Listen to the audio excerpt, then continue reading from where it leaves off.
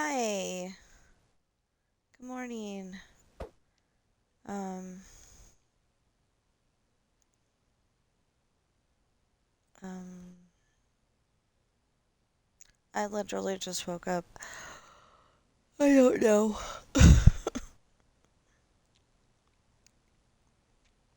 I really don't have anything to say. Oh, um, no, I do have something to say.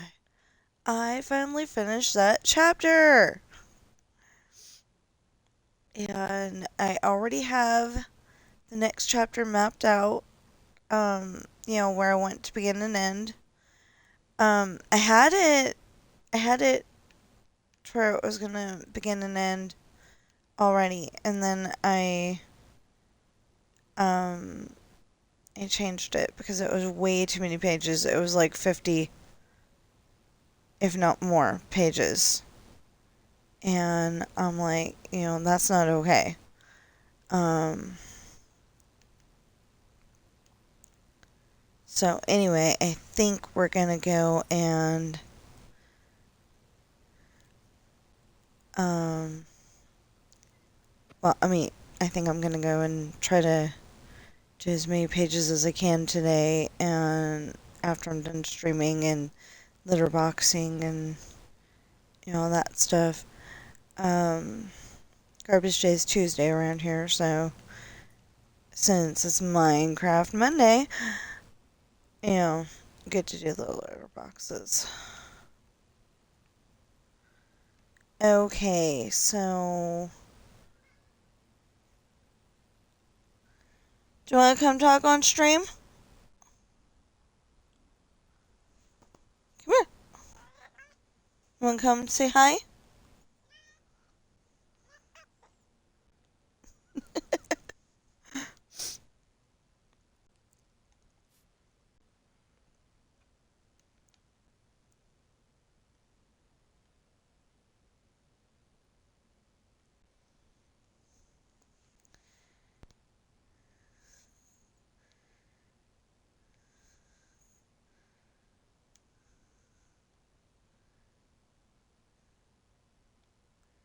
I don't know why, but for my husband, he goes and talks in their stream all the time.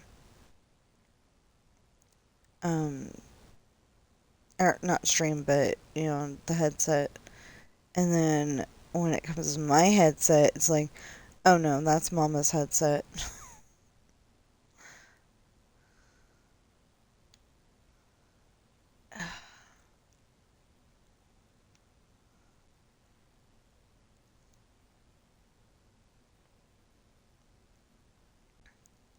So I did end up changing a few things because um, there was literally no mention of if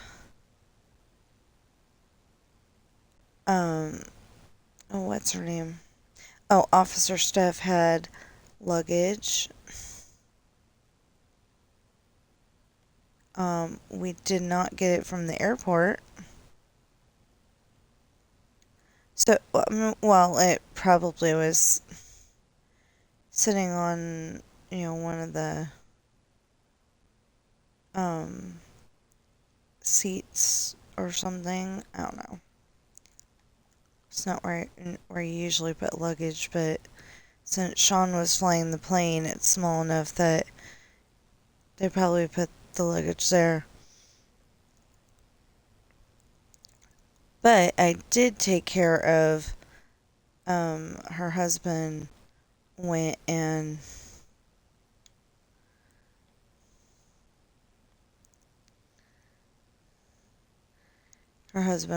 took it out of the car.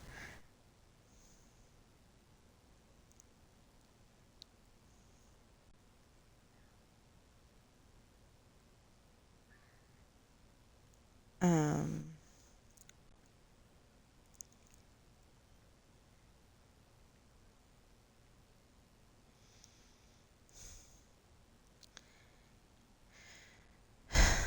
her husband took it out of the car, and then he gave Sean some advice, and then, they part their separate ways.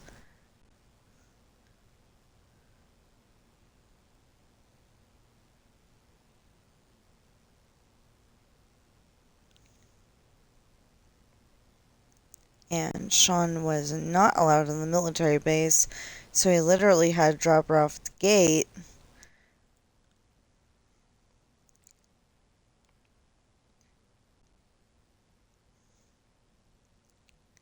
And it turns out that the general's daughter is watching a video on her phone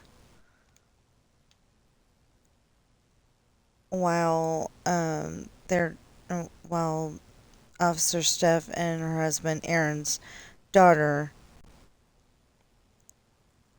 Oh, that's why it's Aaron. Duh. Anyway, I was wondering why I chose the name Aaron yesterday, and then I'm like, oh yeah, duh. Um, it's funny. I made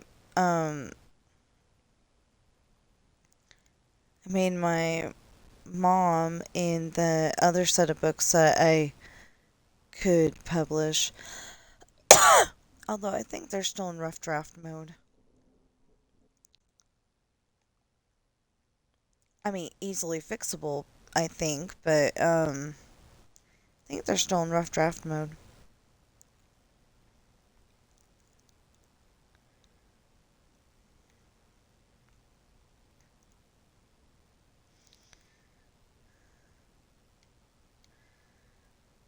Um, anyway, I turned my mom into a military person. Her dad, Grandpa, he was the military person. He was in the Air Force. And I wish having relatives in the Air Force got you even bigger discounts and the ability to, a place has an HOA and you don't have to use it or pay it or anything like that. That would be so awesome. But, um,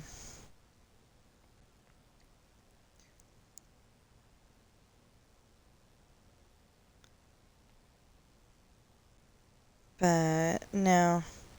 You usually get special stuff if you are in the military, or um, in my brother-in-law's case, were in the military.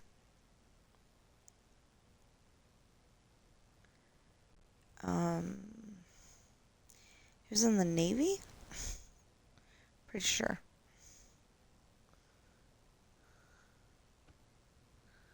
If I got that wrong, he's probably gonna get upset at me, but I'm pretty sure it was the Navy. Um, my cousin was a Marine for a little while.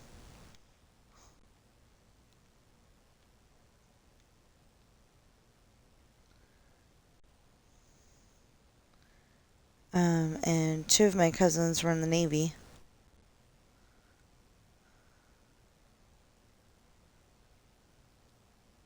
But I never had, um, I never wanted to be in the military.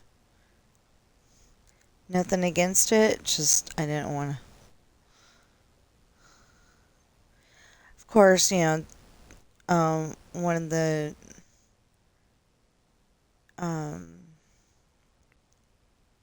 when the streams either late last year or this or in January, I think, of this year, maybe February, but anyway, I was saying how when I was a kid I wanted to be a librarian. I wanted to be a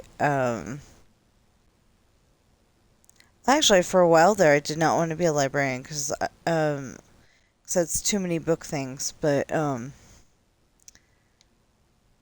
like, I wanted to be a rock star. I wanted to be an astronaut. I wanted to be a firefighter, a policeman, or a police person.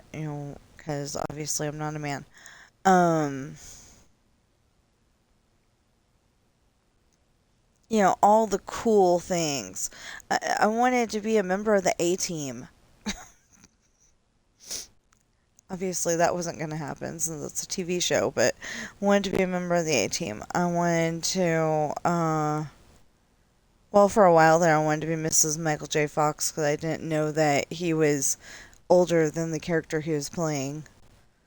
Um, but the only reason why I wanted, I didn't even know him.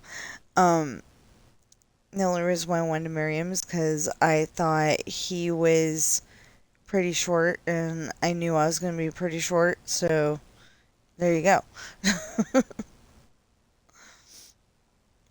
It's not a good reason to marry somebody.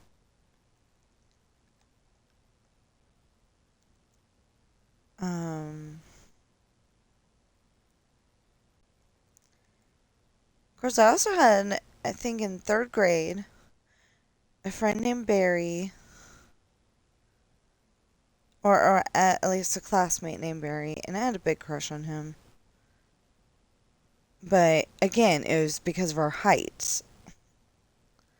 It wasn't because there was anything, like more than that's just a classmate. Oh my goodness.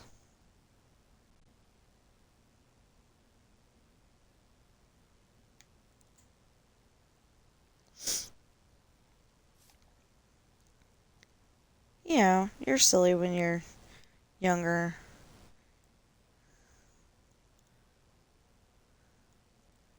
But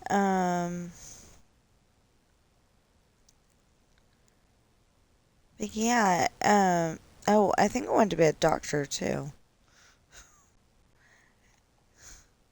at some point. Um,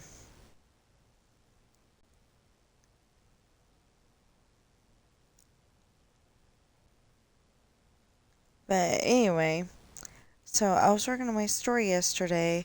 I only had a page and a half left, but it took forever. Um, my son wanted to do the Cayo Perico heist and get this pink diamond, or he gave a few other missions that he'd be okay with doing too. And I didn't get to help out, and my husband didn't go on there. He doesn't understand that it's going to be like that Cats in the Cradle song where all of a sudden he's too busy for us. So I'm like, we need to spend time with them as much as we can, even if it is just on Xbox.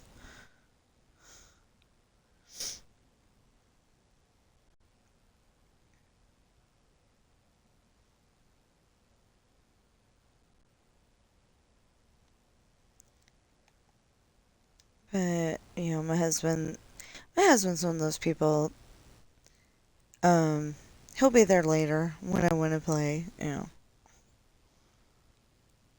Doesn't always work that way. So I'm encouraging you that if you have somebody that, um,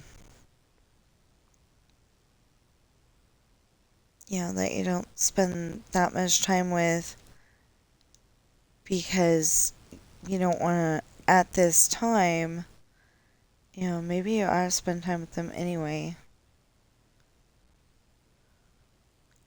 Um, I may or may not be streaming on the 25th of February. I have no idea how I'm going to feel that day because that was Mama's birthday.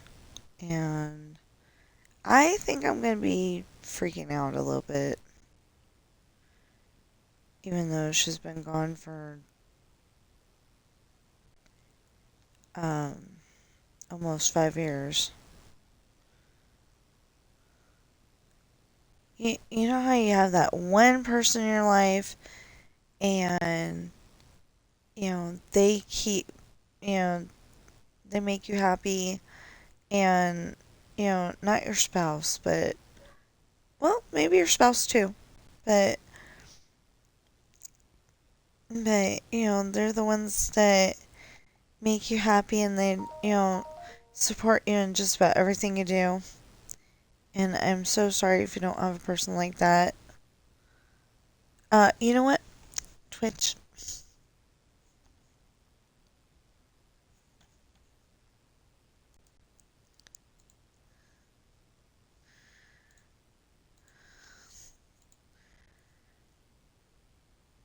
Okay, that's better. Um, anyway. Anyway, Mama was like my whole world like that. And then now she's not here. So,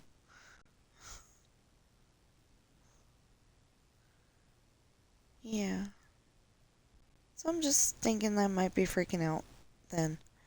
Um, also,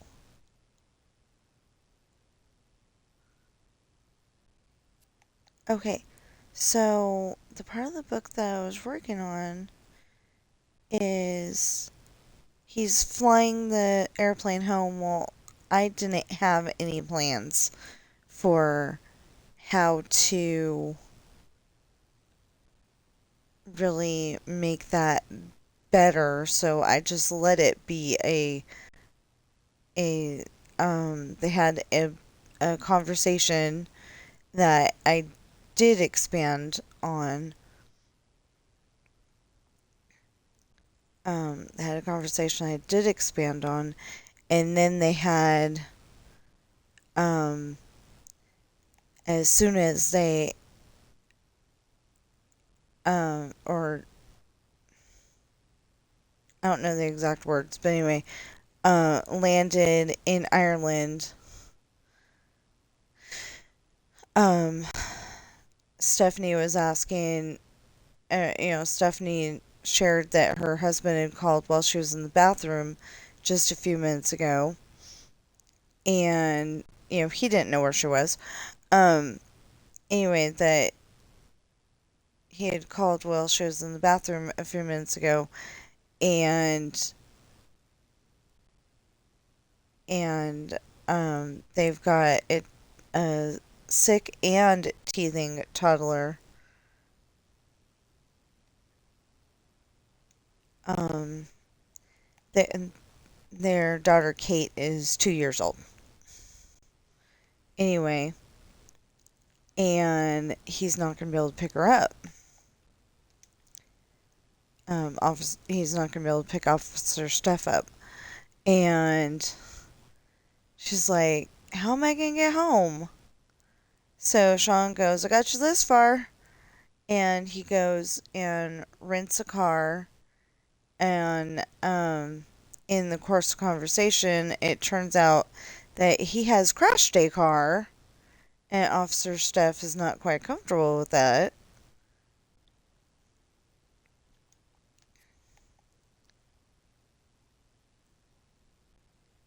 She's all of a sudden wondering why she's trusting a 16-year-old to get her home. But, they agree that Sean will tell the story on the way to the military base because at the moment they are that-ish way, and the military base is that-ish way, you know. Um, anyway, it's on the other side of the town, basically. And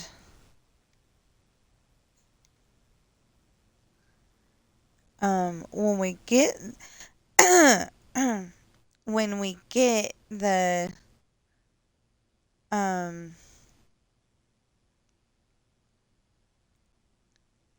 when we get the yeah. school finished, we can go and try to figure out where the airport is. If we want, or we can go back to coloring houses. I mean, painting houses. Um, that's what I've been calling it. Sounds, yeah, it sounds correct. um,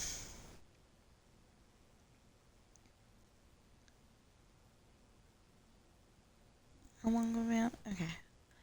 Um, yeah, I finally got what I needed to do done on, um, or a lot of what I needed to do done on, um, Dreamlight Valley. I know, when I run out of stuff to talk about over here and start talking about over there. Oh, well, I'll explain about Dreamlight Valley and then I'll go back to, him dropping her off. 'Cause there's more to it than that. Um, anyway, yesterday I was trying to do the star path. Get to a point where I had to stop until until the next day or until Wednesday, maybe even. Well, it ended up that it's going to be a maybe Wednesday and even because um, there is nothing that I can do on the star path until I get more moonstones. And on top of that, I did find something that I need to do. Okay. I did find something that I need to do, but it's taking forever. Um, there's a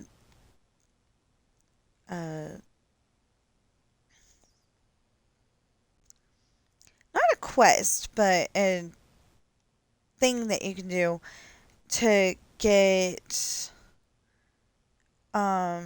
400 um gems given to you by a companion. So that means that I've got to get R2D2 and Spooky the Squirrel. That's what I named him.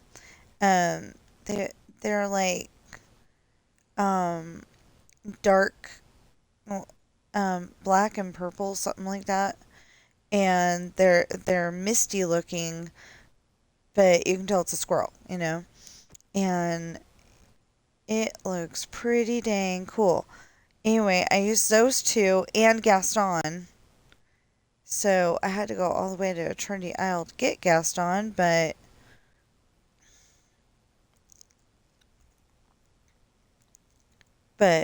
we did do that. And then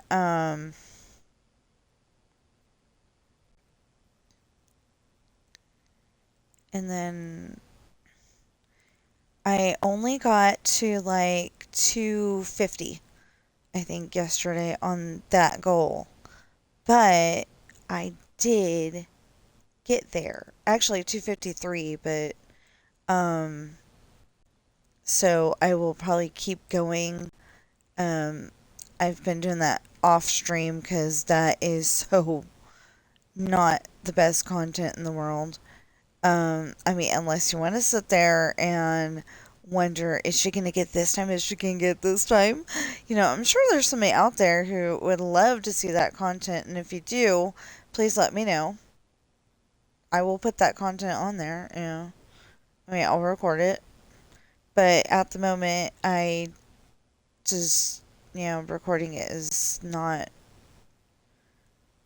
even a thought because I don't think it's interesting enough. I know I've done other stuff that wasn't interesting enough, but this is like really not interesting enough. It took forever yesterday.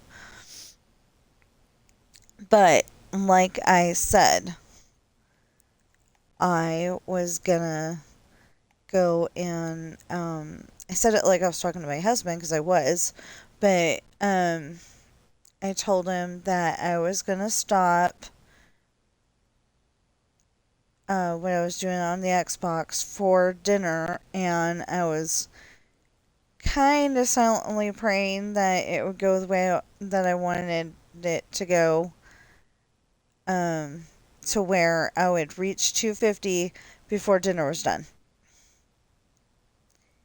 And like I said, I got to 253, so I was really happy about that. And then I turned it off and I ate, and then um, I added more videos to the list of um, YouTube videos I needed to watch, but other than that, we got everything done. So, um, it took until past midnight to get the story part of it done, but I don't know why. It was only a page and a half. Oh, because certain things didn't sound right. The narrator could not say Aaron to save her life. She was saying Aaron. So I ended up spelling it the weirdest way possible, and I'm gonna tell my sister about this um later after I'm done streaming, because it ended up, and you can totally use the spelling. I'm totally okay with it. You can use the spelling. Airin.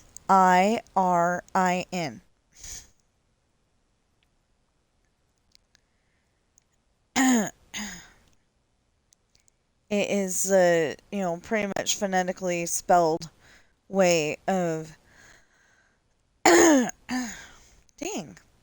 It's like the phonetical way to spell it.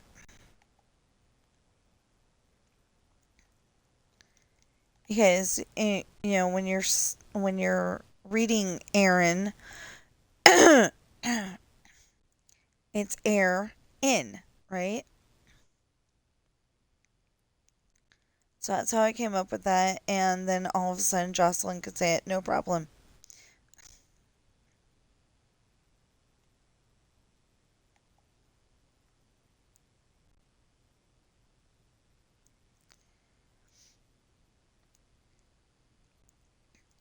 So okay, so we go back to the story. So they get to the base, and Stephanie explains to the guy at the gate that Officer Steph, that her name is Stephanie, and um, anyway,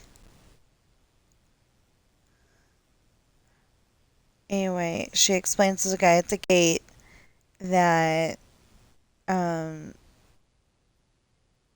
she is no, she met her husband at the gate. That's what it was. And he is looking at Sean like, who the heck is that? And Stephanie explains, this is my ride home. He flew me all the way here. Otherwise, I wouldn't have been able to be here, be home until next week. And I kept thinking that if she would have waited until next week, that they would have, come up with a new thing for her to do instead, you know? So I didn't know what to come up with, but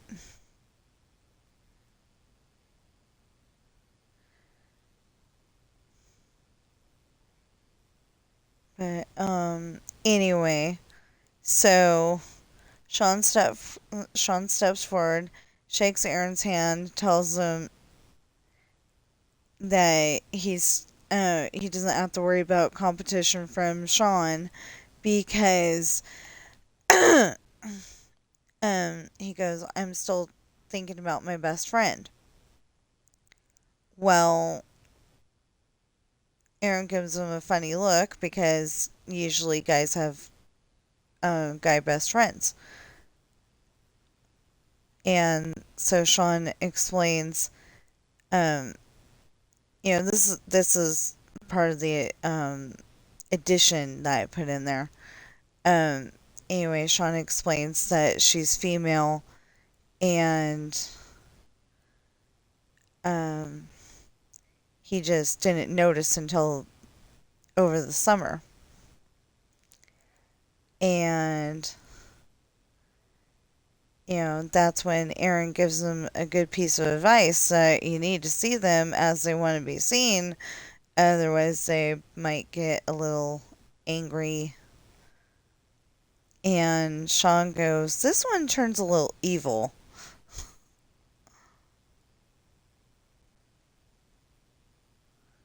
So then, they go their way. And I mean, it's just kind of implied that, they went their way and Sean went his.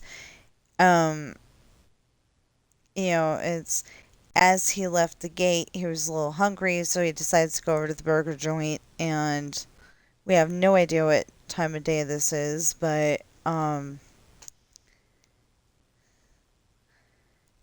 I was thinking it was, I was thinking it was like dinner time, like for me in my head like 6 o'clock, but non-specific because I didn't state what time it was.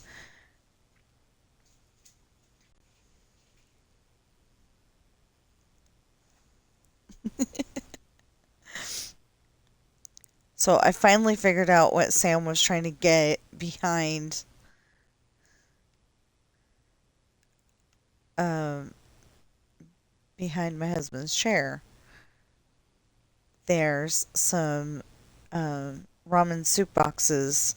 Yeah, um that the box that is holding the 24 little cups. And he loves them. And I don't know why, but we um took them out of the equation for the longest time. Um because the guy was supposed to be coming over to update our thermostat and he couldn't because there's supposed to be 5 wires in there and there was only 4, or at least that was what he said. I have no idea. But anyway,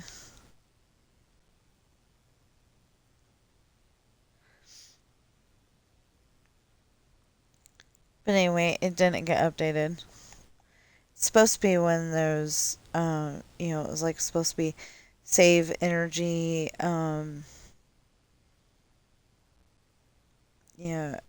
save energy because it's, a smart one and you can like set it from your house kind of thing. I mean, set it from your cell phone or your watch or whatever.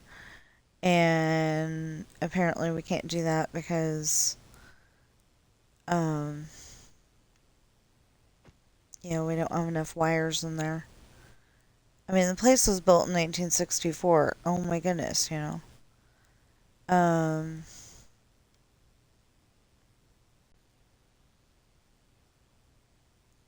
that's older than me.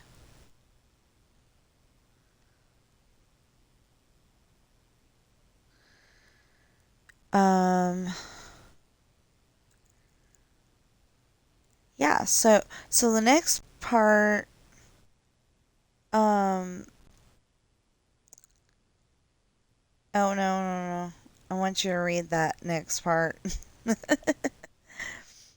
Um, okay, so Sean goes over to the burger joint and he finds out that there's a biker gang and um that's the only teaser part I'm gonna give you.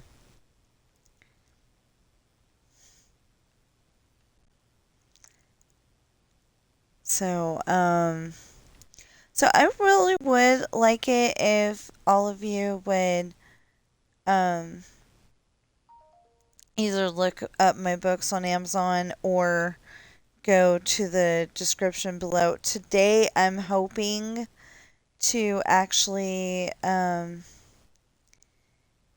yeah, I'll probably do that while I'm loading videos, um, or video because I don't know if this is gonna, uh,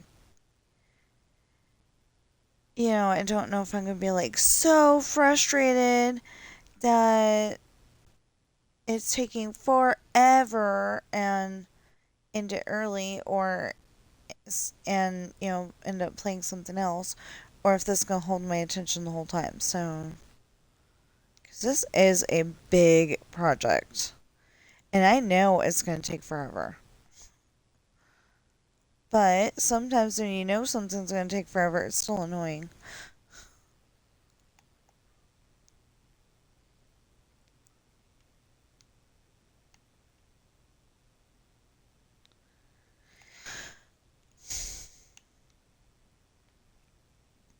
Okay, so I heard something just now that sounded like a neighbor dog. We don't have dogs, but you know, sound like a neighbor dog. And then I heard something that sounded like a goose. But usually when the geese fly over our house, it's the one goose is talking and talking and talking and talking um like he's the guy on the sailboat. I don't know.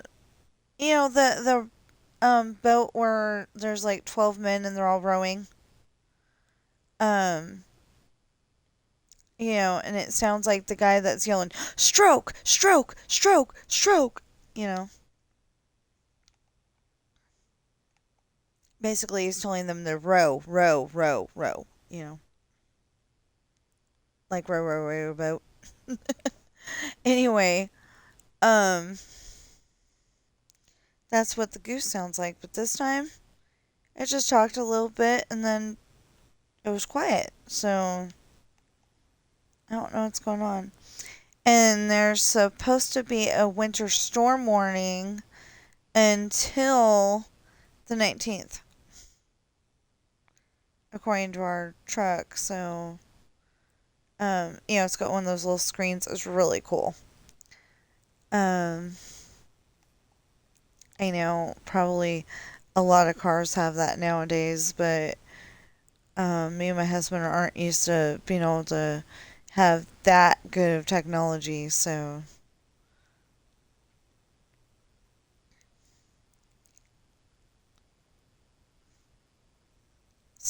to us, it's really cool. Um, oh, anyway, yeah, so, like, okay, so we need the money, and, you know, we need the money, and I don't want to just do, hey, you can donate if you want, because then you don't get anything for it. I mean, you get content, but you were going to get content anyway. I would really rather you buy one of my books and then you get a book. And even if you give it away to a complete stranger or or give it away as a Easter present,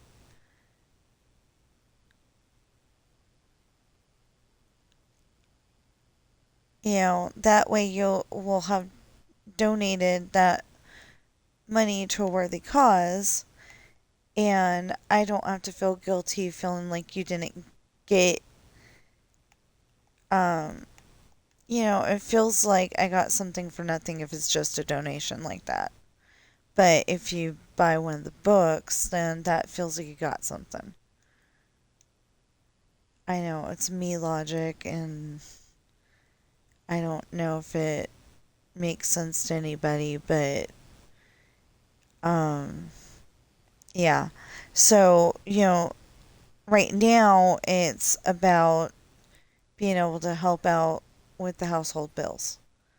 But later, it's going to be about being able to do um,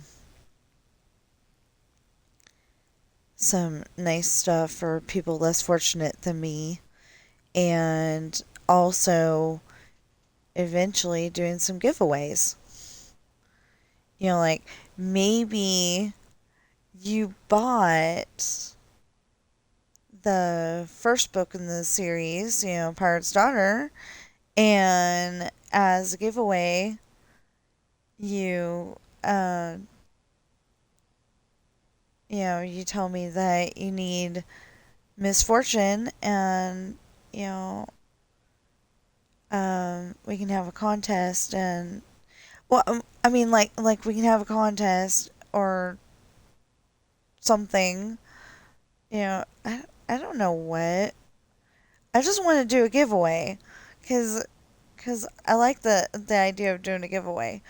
But it's like what to do for what contest thing to do so you could win.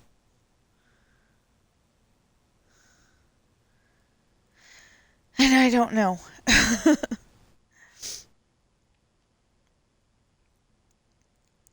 um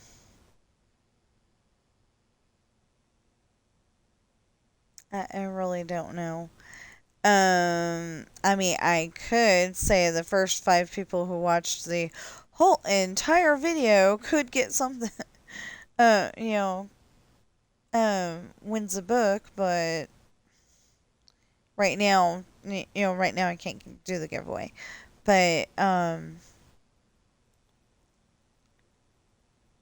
but that would be like so cool, the first 5 people who definitely verifiably watched the whole entire thing, and how long of videos I have.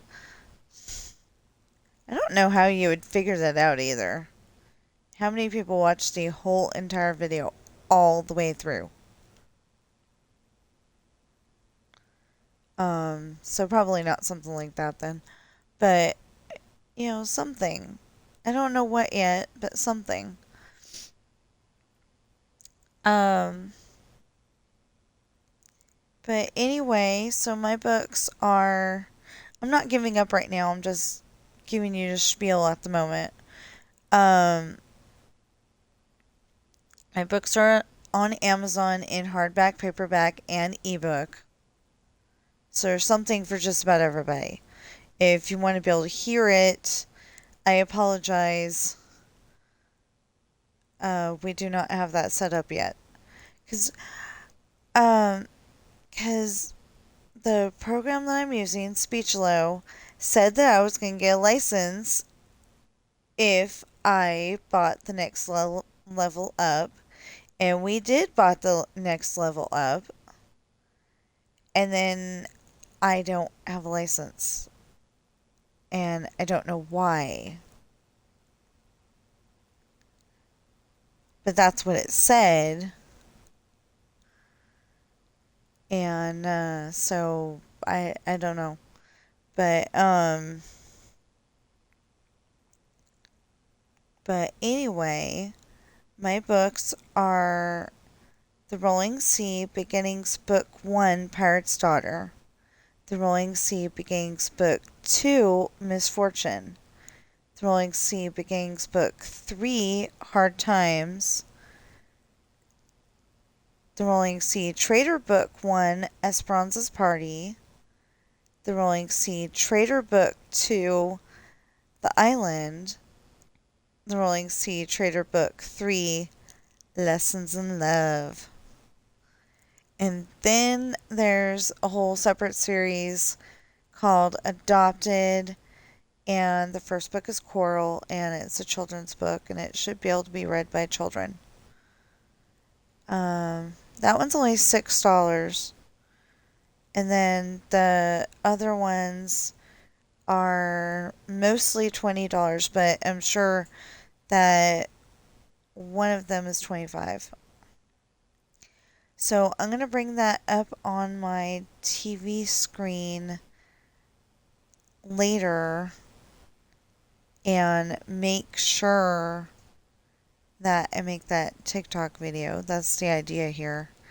I've been putting it off. Um, actually, our friend Cideran, I usually call him Sid, on stream for some reason. It's just, faster to say Sid. Um, that's gamer tag, not his real name. But anyway, she suggested TikTok like over the summer. And I bet you if I had done that, I didn't, I don't really know how to use TikTok, but, you know, a ton of people do watch it. And I think I will, you know, do that video after I'm done with the litter boxes. And somewhere in there I need to eat, but, you know, that'll, that'll definitely happen. Um, but I want to, I definitely want to do that because maybe we can finally get a hold of the HOA and say, okay, I made this made book sales and just hold on and you will get your money. And then we won't have to worry about moving or anything like that. I'm planning out an elaborate house and I don't know if it's going to be somewhere in this build or if it's going to be somewhere in my Just Because build. But I, not elaborate really, but like, um, I'm trying to figure out what we want our house to look like. And at the moment, I want enough room to, when we put up the Christmas tree, we can like have I think that would be good. Have a plexiglass thing that we could put around it so we can see the tree. It still has you know, it's still a symbol of goodness, but the cats can't mess with it. Because literally, Ben decided that he wanted to play the bells this year. They're supposed to be there to stop him from messing with the Christmas tree. And, because they like to snack on it.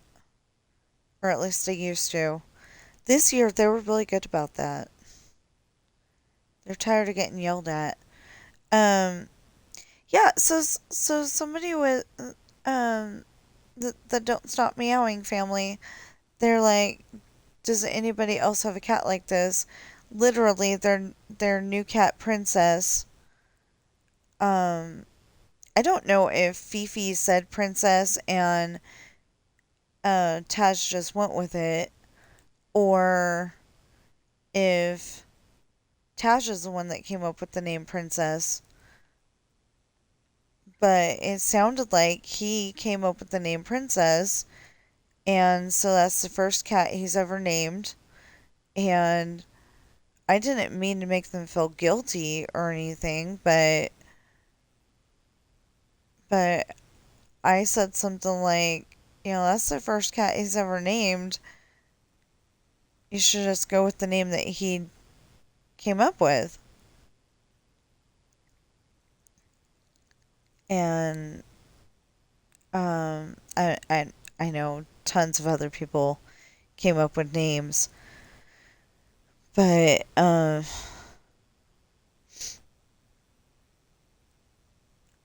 but you know it may be that they were looking at my comment and going, you know what? Yeah, we may be stuck with this name. But she's kind of a sassy little princess girl kitty cat anyway, so it fits.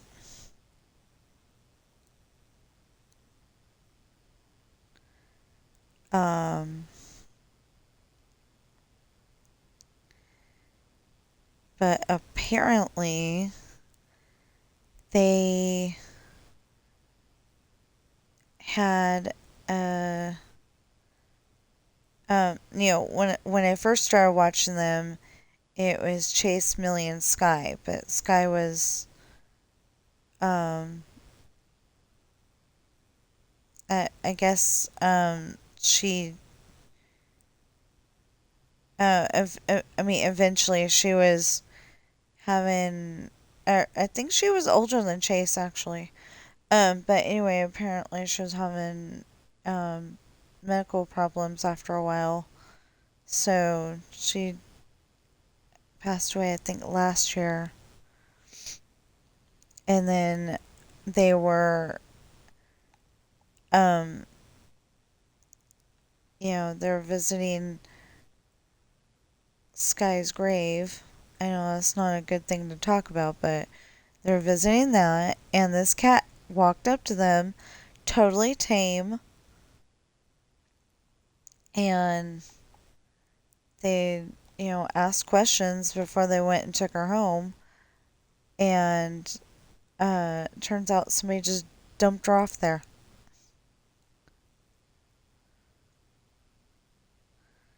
So now she's got a great forever home, and they spoiled her cats. They have birthday parties and all sorts of things, and they take them to the pet store and to go shopping, and they've got um, it's like those fabric storage. It's like the fabric storage things for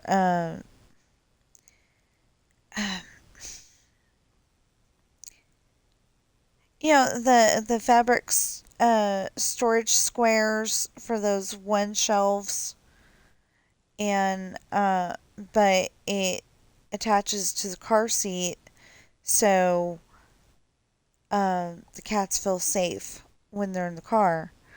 And I want to get at least one of those because Ben always feels safe in the car.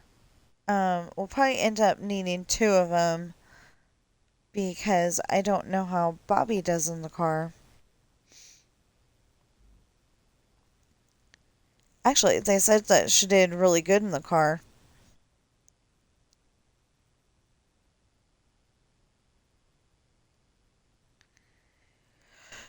On the way down here, but that was with them. So we don't know what she's going to act like with us. And, she may see getting in the car as, oh no, going to another home. Because apparently she grew up in this lady's house until she was about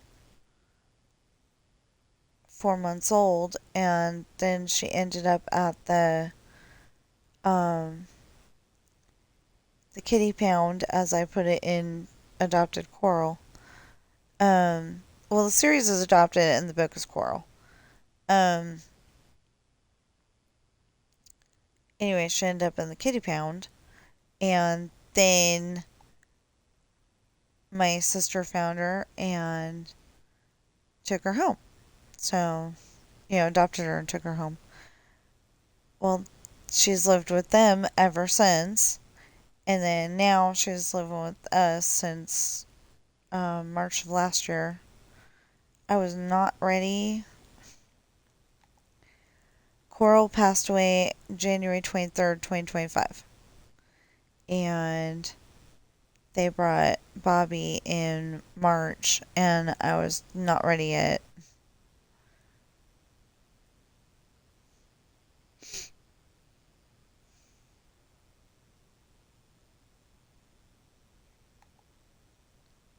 But But, Bobby's feeling like part of the family now. Um, my husband likes to go and take her off the cat tree, though, and cuddle with her for a little bit. He wants to teach her to be a lap cat. I don't know that you can teach a cat to be a lap cat. You either got a lap cat or you don't got a lap cat. Usually. But maybe he can do something. I don't know. I mean, we taught 4 feral cats to be nice, normal house cats.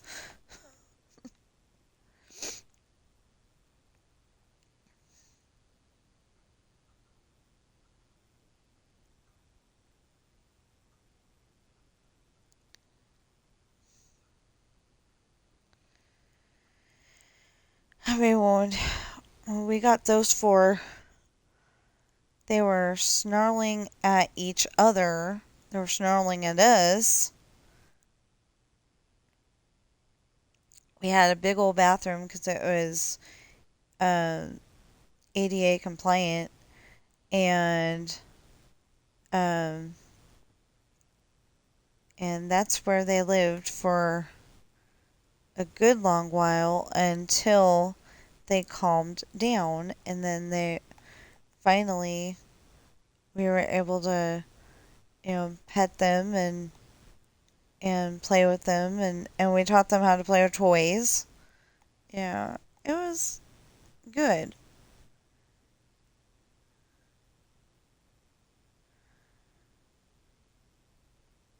It's like we don't mean to, but we do really good things sometimes, like making cats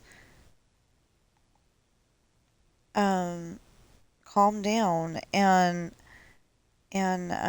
helping friends with life problems, and you know we couldn't afford to help, but we were able to help just by talking. I hope that the one, and I saw that somebody had um gotten on with her gamer tag, so um hopefully um one of our friends, she was very upset about her situation, and she was thinking about um just unaliving herself, and we actually talked her out of it. And like I said the other day, I saw somebody logged on with her gamer tag, so I'm gonna assume that that was her. I don't never assume, but I'm gonna assume it was her, and that the reason why she's still here is because we talked her out of it. You know, just because you're in a bad situation at that moment, and it does feel like the walls are closing in, and you can do nothing about it, but it'll get better. We've had so many places that we lived here in Carson. We had a duplex with yappy little chihuahuas next door to us. I'm sorry, they were yappy little chihuahuas. I know chihuahuas can actually be taught. I don't think anybody believes that, but seriously, chihuahuas can be taught to be a uh, model citizen and actually only bark when it's very, very important. And, my sister did that with her chihuahua. His name was Beast. And then later, she had another, um, at the same time, as Beast. But, she figured that Beast needed a friend, so she got Bella. Well, somebody decided to be very mean to them. So they're no longer with us, too.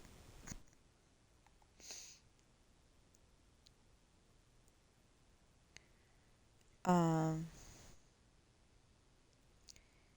yeah, you know, but like I said, that's not the end of the world. Um,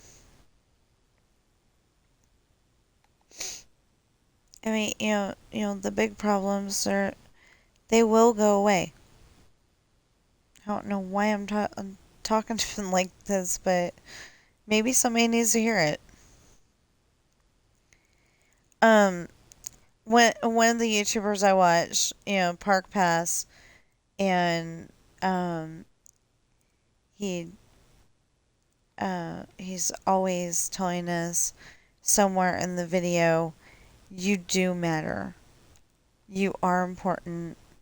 You make the world a better place. Stuff like that. And I love that part. There's people that tell him he should just quit doing that part because, nobody needs to hear that. And I'm like, yeah, they do. People need to hear that part. There may be somebody out there who had a very lonely Valentine's Day because they don't have a Valentine. And then Chris says that, and, the next day they find their Valentine. And then they'll have the Valentine date next year, you know? You never know.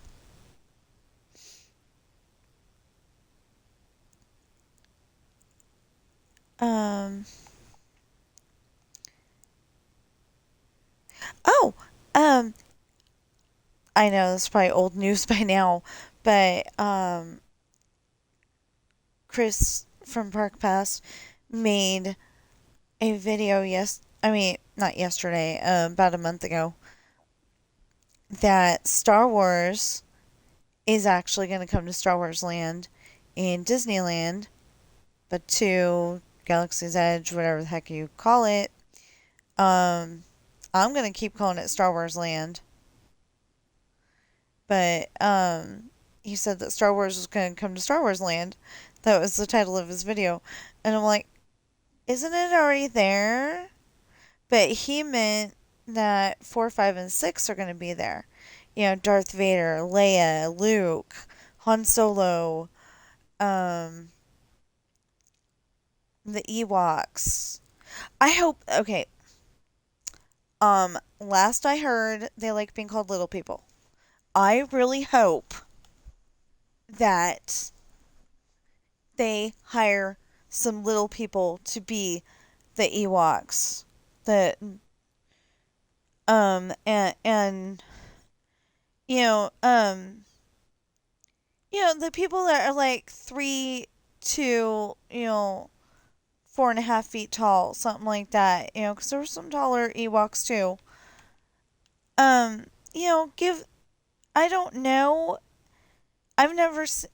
I'm just saying. I've never seen a little person in like Walmart working, or in Target, or a whole bunch of other places for that matter. I saw a family on the bus one time, and I thought that was pretty cool. Um, but anyway, I saw them on the, a family of them on the bus one time, but, you don't really see them. I mean, well, the one guy was an elf, and the other guy was Mini-Me, but, other than that, you don't see them much, or at least I haven't seen them much. And, you know, they might want a job like that. And it might be great if you actually had, like maybe retired basketball players playing Wookiees, or maybe just basketball players in general.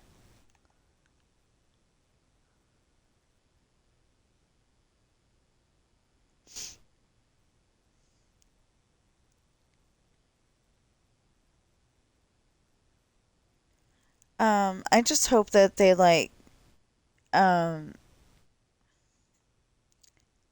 that they get a person that looks similar to the people.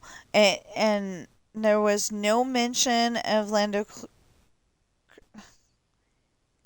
Calrissian. Really? Okay, I'm not being able to say his last name at the moment, but anyway, he was played by Billy D. Williams originally. Um, um.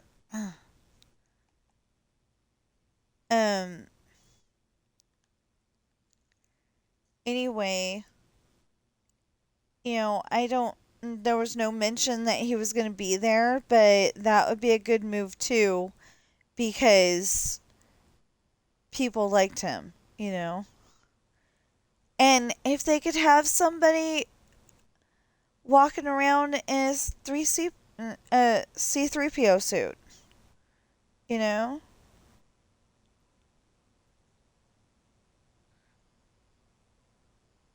I mean, I know that they could probably only have them walk around for, a few hours at a time because that suit's probably going to get heavy, but it would be really cool too. Um, but the thing is that do they do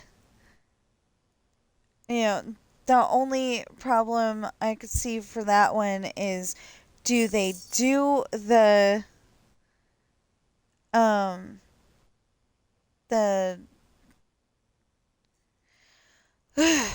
do they do the dull color of when you first see him, or do they do the super shiny like they had on one of the 1, 2, or 3 episode?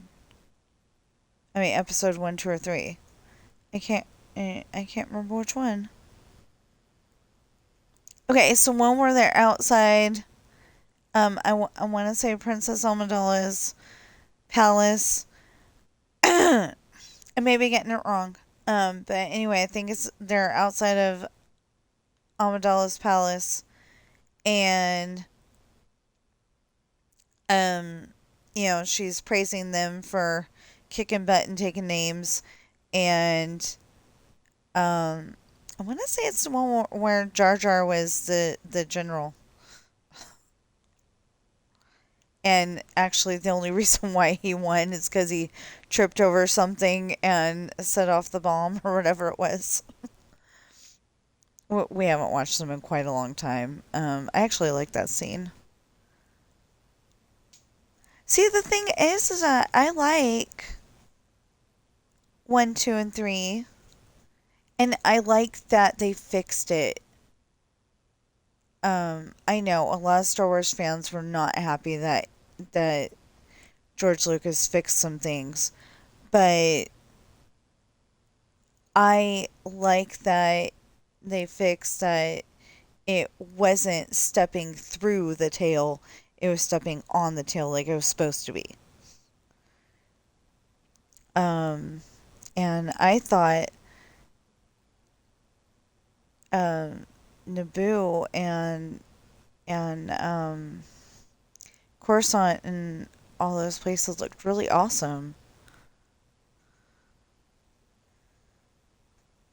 One of my favorite Star Wars fights is that one between Yoda and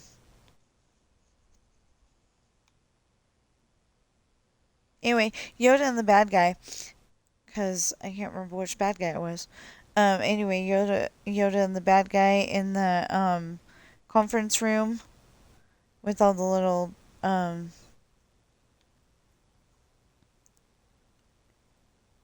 with all the hovering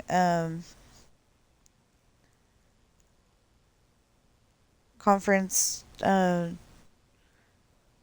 buckets or whatever you call them. I don't know what you would call those. Anyway, they were neat. I liked them. But anyway, I like that scene. They're like, uh, lightsaber fighting and both of them are trying to win, and it was really cool.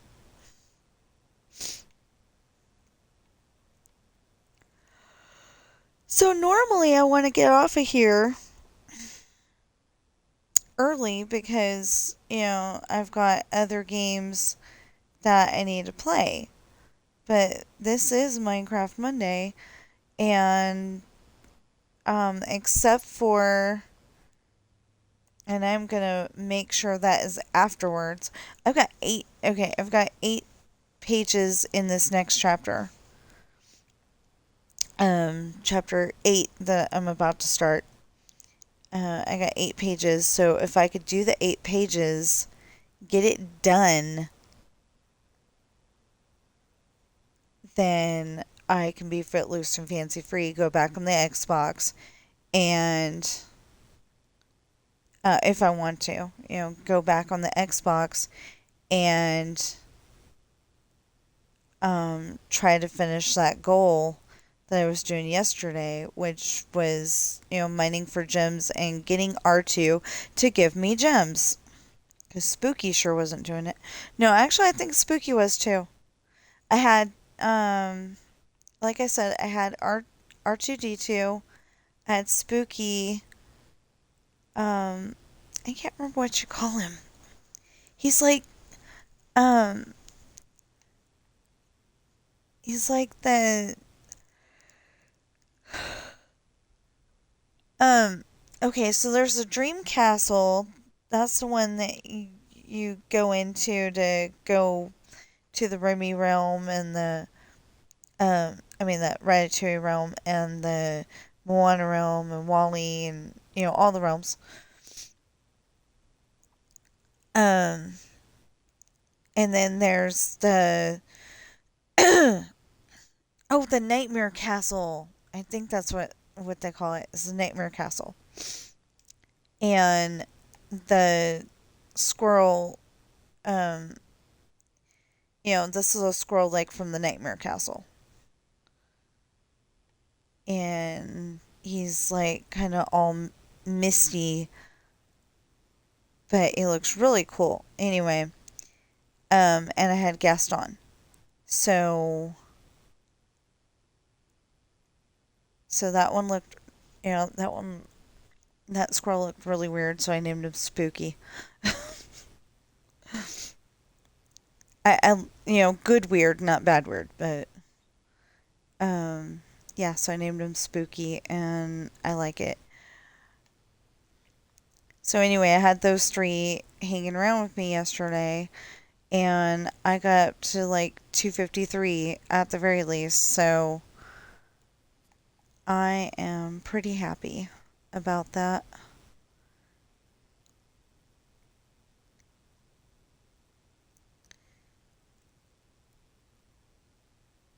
Um,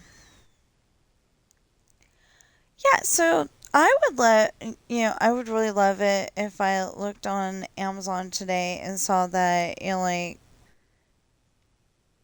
even just, a small amount of 20 people had bought my books. That would be awesome.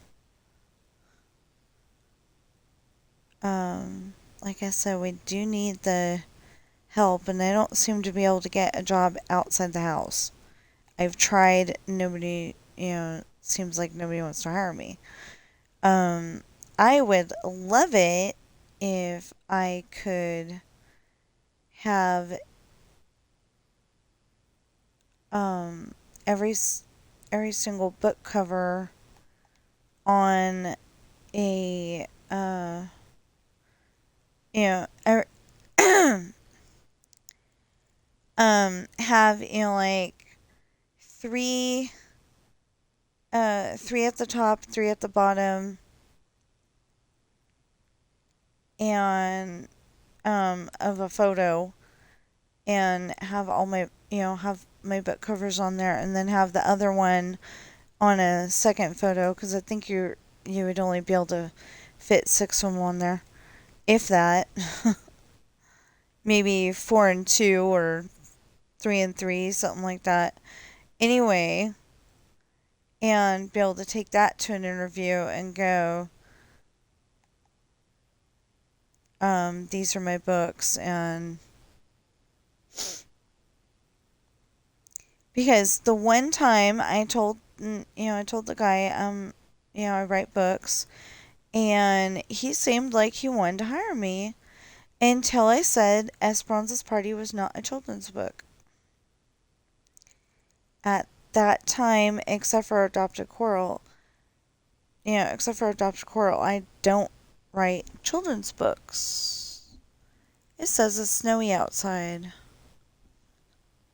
I want to check. Because if it is snowy outside, then I might have a bonus video today.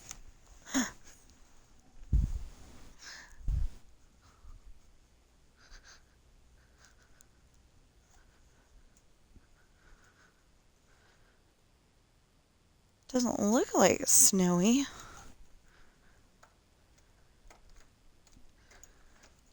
Hold on.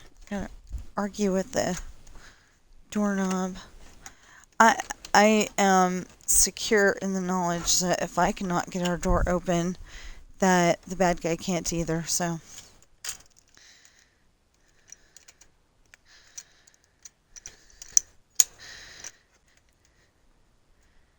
It's not snowy.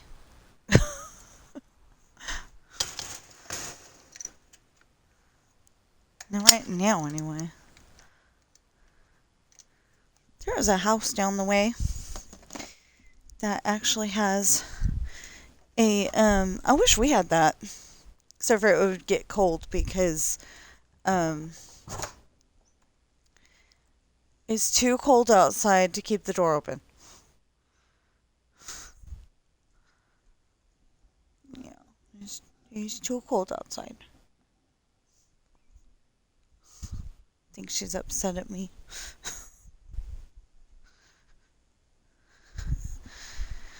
Because I've been, later in the day, opening the door and letting them get some fresh air.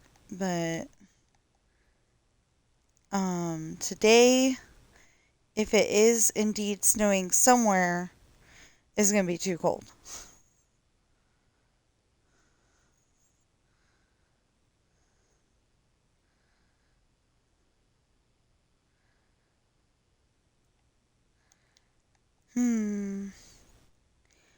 So anyway,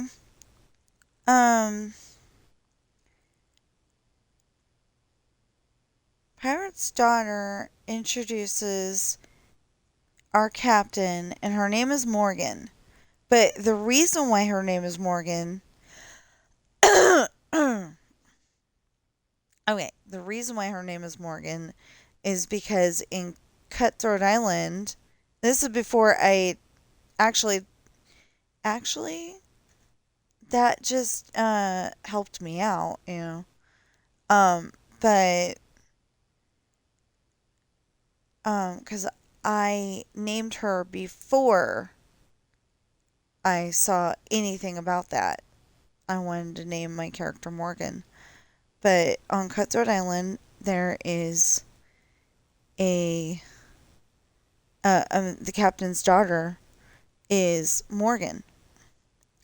And then on Beverly Hillbillies, so I must have seen something else where a girl was named Morgan. I don't know. Wow. Anyway, whatever, prompted it. I know that I saw that it was a female voice here and a male voice over there. Beverly Hillbillies was the Beverly Hillbillies movie with Jim Varney in it as Jed.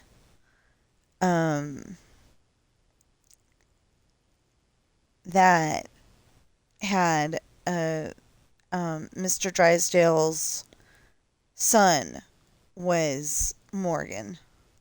Which I don't understand why they would do that because, first of all, Sunny was in college, not high school. Sunny was in college. And, they changed his name. Why would they do that? I mean, I realize he's such a minor character that maybe nobody noticed, but they changed his name.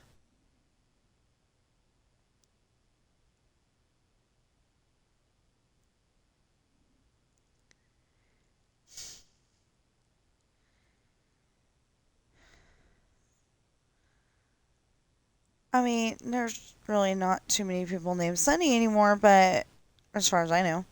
Um, but still, why would they change his name? But anyway, Morgan was, a guy in Beverly Hillbillies, the movie, and and then in Cutthroat Island, Gina Davis played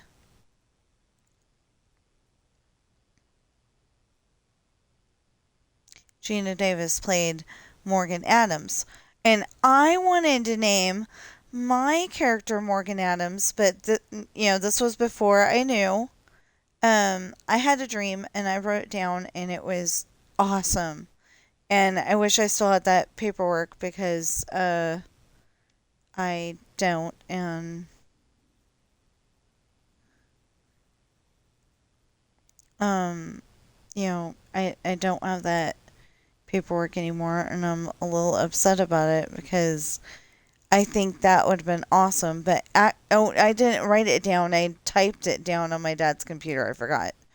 Um, and then he had to redo the computer, and I wasn't thinking that what I had on, what I had written was going to go away.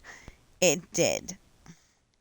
He just redid the computer. I don't even think he asked anybody. So every time after that, he asked, did anybody have anything on the computer?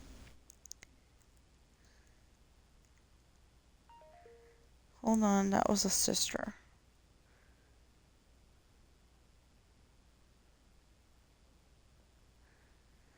Yeah, so I got up in the middle of the night to go upstairs and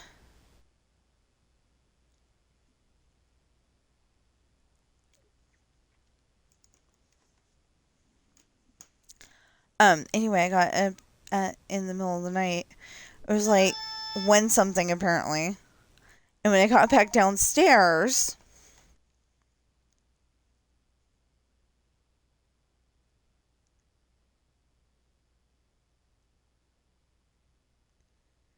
yeah. I knew what you meant.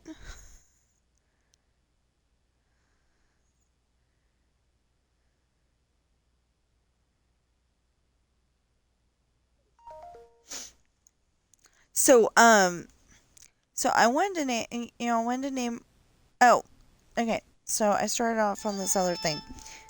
Oh my goodness.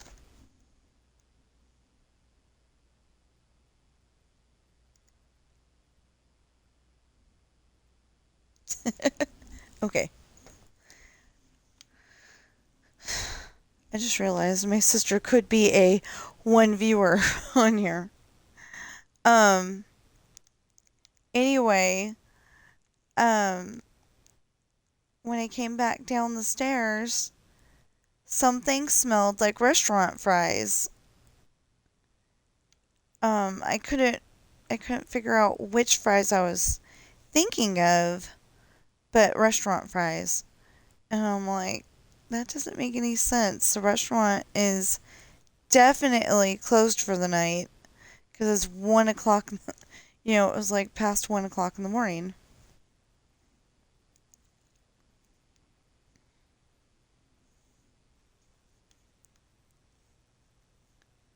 It was so weird. Um, anyway, I wanted to name my character Morgan Adams. And then the very next day, I found out that Gina Davis's character in in Cutthroat Island was named Morgan Adams. And, oh man, I wanted to name her Adams because of the Adams family, And,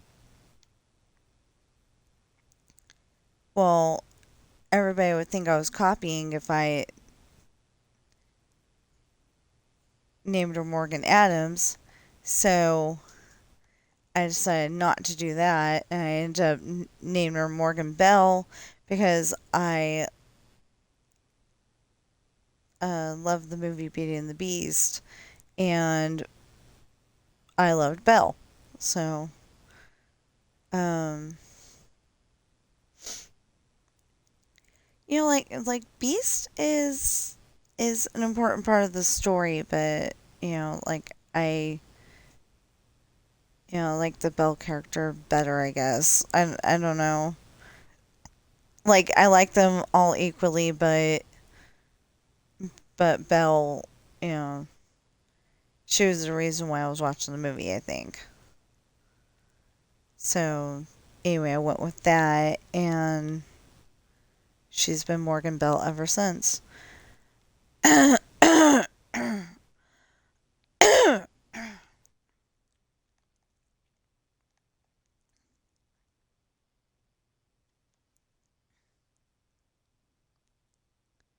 um,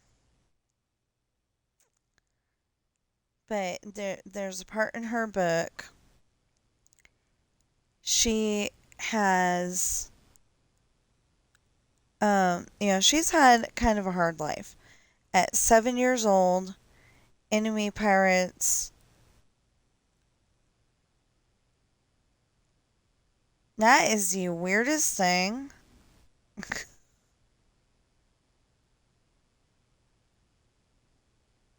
Okay. Anyway, I've got YouTube videos playing silently in the background. One of them is, I think, doing an under the sea, uh, their own version of Under the Sea. And the kid was actually, you know, being hung up by string, by the wires. Um, and I just thought that was weird. Anyway, so when she was 7, enemy pirates uh, unalived her dad, and when she was in junior high or high school, her mom had moved to California, remarried. Oh, wait a minute. So they moved to Australia for a few years, where, um, again, it's one of those things where it's, not a blood related relative, but, they've been in the family so long that she calls her Aunt Jane. Um, they lived with her Aunt Jane for a while, and Jane has a son, Jake. Well, they're best friends. That they've been best friends since they were little on the ship. And their other best friend, Hayden, he moved off the ship when he was 5 because otherwise Morgan's mom, Katie, was going to kill herself a cabin boy. Unalive herself a cabin boy. There you go. Um, anyway, because one of the things that Hayden did very, very well was, during storms, he would go and calm Morgan down, uh, and he'd be there until she fell asleep. Well, when he was 5, Katie found them on her Morgan's bed together. Of course they weren't gonna uh, do anything but sleep, but that was weird. How he looked green. Um. Anyway, they weren't gonna do anything but sleep, but Katie's seeing red at that point, so there's no reasoning with her. So they moved off the ship, um and eventually Morgan and her mom moved to California.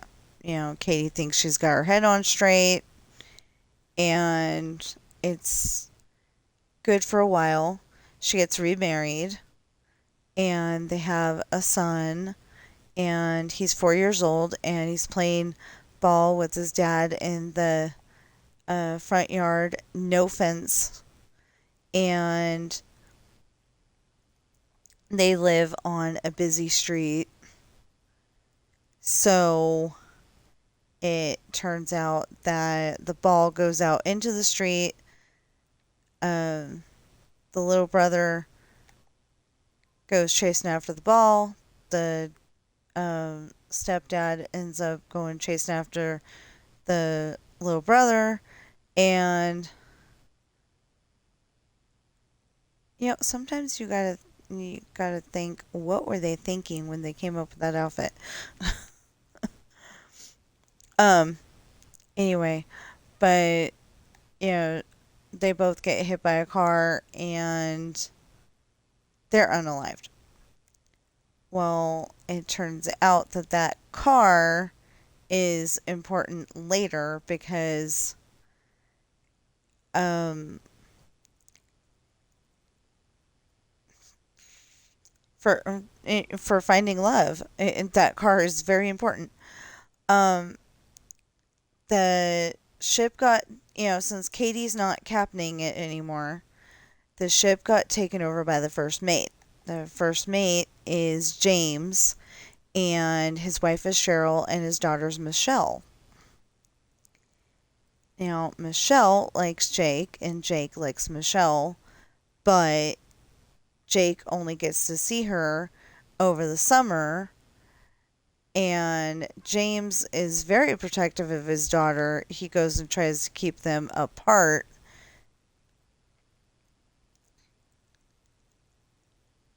but doesn't always succeed. They're just you know they're just best friends that know that they're going to start. I mean, basically they're boyfriend girlfriend, but they're not doing kissing, hugging, or anything because he knows that her dad's going to kill him if they do. But on the other hand, he's too much of a gentleman for that. Yeah. So anyway, then they end up moving to New England because Katie's got something going on with her health that only that doctor in New England can fix. And she doesn't tell Morgan because she doesn't want Morgan to worry. So she sends Morgan to her friends, and her friends put her in this like military style school at high school, and like it's got barbed wire fences, and you can only go out one way.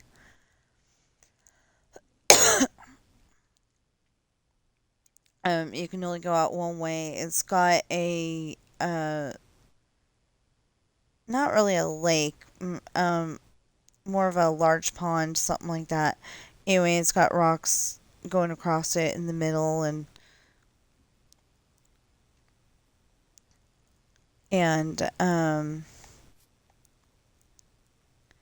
She really does not like that school. It's bad. It's kind of like the school on Matilda, except for you don't have to worry about the Trunch Bowl. But Morgan was causing chaos while she was there. Um, but finally she gets rescued and they moved to New York. Well, they're living with Hayden's uncle Lance, who owns a bar, and Morgan is working there. And Katie ends up moving back. Katie had a problem where she had cancer, and they fixed it and everything. She's 100% done with all the treatments and everything. Um, oh, that was the other thing.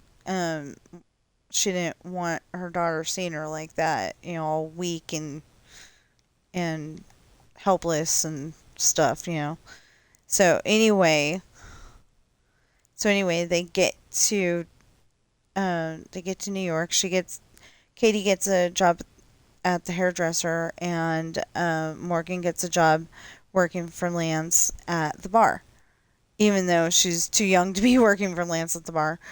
But anyway, she finishes up high school in New York, and after that, um, it I mean, on her birthday, um, Katie gets electrocuted by a hairdryer. It's set up to like have way more volts than it's supposed to. And the enemy pirates set it up, and it's got way more volts than it's supposed to, so she ends up in the hospital for a little bit, and they decide that she's going to move back to Australia, live with Jane, and that'll be it. Well, Morgan doesn't want to go until she can pay for it herself, so she stays in New York for a while. And this pirate captain starts coming into the bar, and he likes what he sees in Morgan. So he starts coming in every time they're in port. Every time they park the ship in New York. And eventually he asks her to go with him, and she says no. She's got a boyfriend. She's got Hayden. She says no. Well, he doesn't like to take no for an answer, so he storms off that time and comes back another time, asks again, no. And then, he keeps doing this, and usually when the captain comes, her partner bartender, Joe, walks her home. Well, one night, Hayden is in school in France, so he can't help, and Joe is not allowed to come home late. I want to say it's a dinner party thing, where Joe's wife is stuck entertaining the in-laws, or at least the mother-in-law, and that's not a good situation to be in, kind of thing. I don't know exactly what I wrote, but something like that. So anyway, he's not allowed to be home late, and so, oh, There we go. So he's not allowed to be home late, so he cannot walk her home. Well, she doesn't know this, but when Hayden and Jake visited for Christmas, they were being followed by the captain. And Hayden said that they were being followed. Nobody wanted to believe him. Morgan and Jake did not want to believe it. I think he finally pointed him out, but I don't exactly remember. Anyway, and so that night, Morgan walks home by herself. I can't wait to see some of this stuff with sound. um. Anyway, Morgan walked home by herself, and guess who is following her?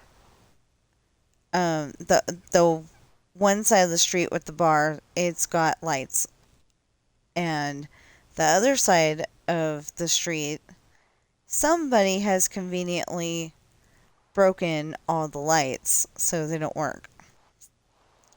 So anyway, Morgan goes into her little yacht. It's so tiny that it's got like one big room and a bathroom, and that's it. And this is the bigger version of the original. But anyway, the captain happened to be following her, like I said, and he goes and stands under the one street light that is working. Okay, there's the harbor and like the harbor and the sidewalk, and then there's the street light. Anyway, he's standing under that. He watches her light go out, and then he walks over to his ship, gets his men, and they return to her yacht. And they go, and he grabs Morgan. She's still asleep. He picks her up very gently and makes sure not to hit her head on anything. He puts up a for sale sign, and he puts up a for sale sign, and they grab her, and the other pirates grab her stuff, and they go back to their ship. He lays her down on his bed, and so she's kidnapped. Well, years later, she ends up at Shatana's, which goes along with that pink building, so we're not going to talk about it. And that is where Hayden goes just to talk to the girls. He doesn't want anything else. You're supposed to get a date, but he doesn't want that because he knows that Morgan's out there somewhere. His Morgan is out there somewhere. Well, that's where he finds her again, only she's acting a lot different. She's like kind of scared of men, and he says something about dating, and she goes and punches him in the nose, kind of, or no, she threw him against the stairs, and his nose hit the stairs. That's what it was. And so I will let you read the rest of the book to find out what happens. And then and then my favorite scene in Misfortune, it's a pretty big book. like 500 something pages, maybe more. Not sure. I want to say 500 something pages. Anyway, um, my favorite scene in that one is, um, like I said, Hayden found Morgan at Shatana's, and that's where Morgan works. So they're having a party, a drum up business party, and trying to get more customers. And so he went to she went and invited Hayden and Jake and Jason, Mitch, Josh, and Peter. They all live together in one apartment, two guys in each room. Anyway, she invited them all to the party, and the only one that couldn't make it was Jake. I didn't really say whether Jason, Josh, Peter, and Mitch ever showed up, but they did. I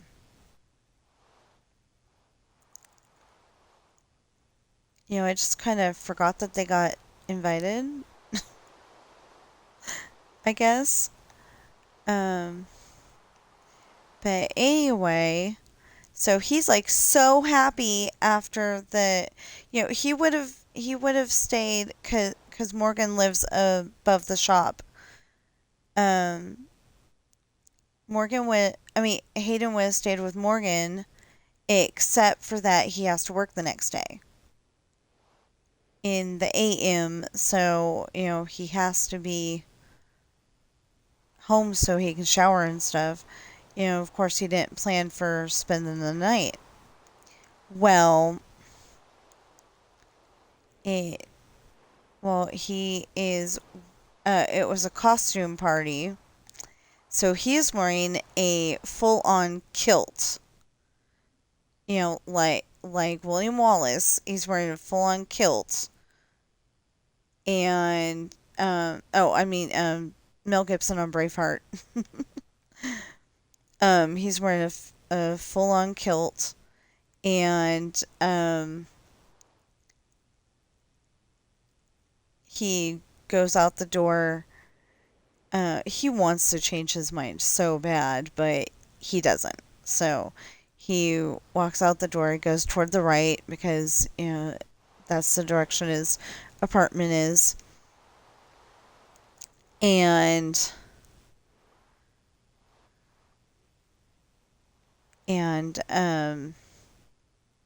they probably conveniently did not tell the landlady that um, that Jake was from Australia because I know that at one point in time um, a group of people thought that Australia was entirely peopled with criminals, and obviously that's not true. That's not true at all. It might have been at one point, but it's not true now. So anyway, nobody wanted to hire Jake because of where he's from.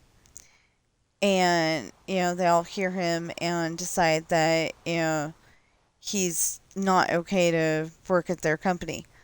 Well, the guy at the mill didn't care.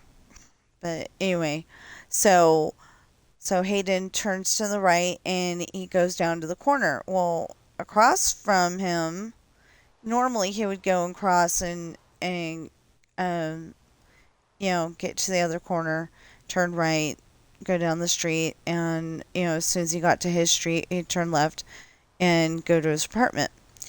But in this case, he sees that the other side of the street, the other corner, it's dark.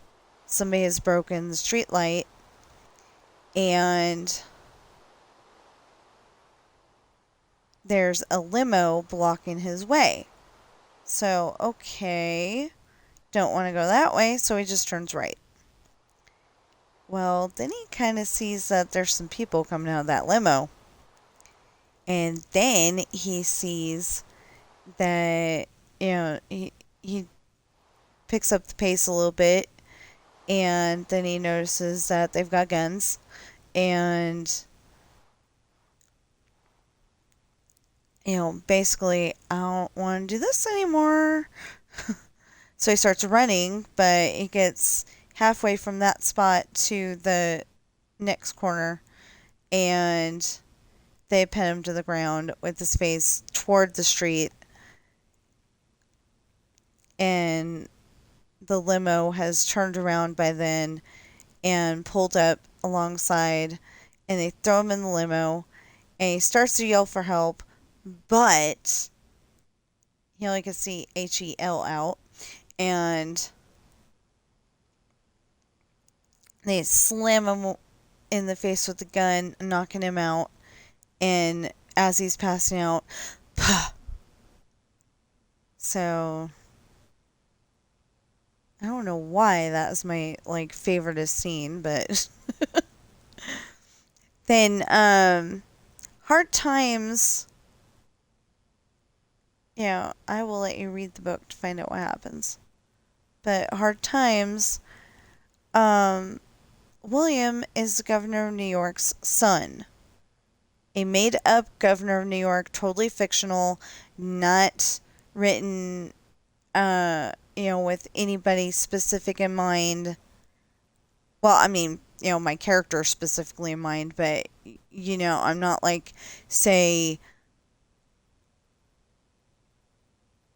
I don't know if he was governor or something else.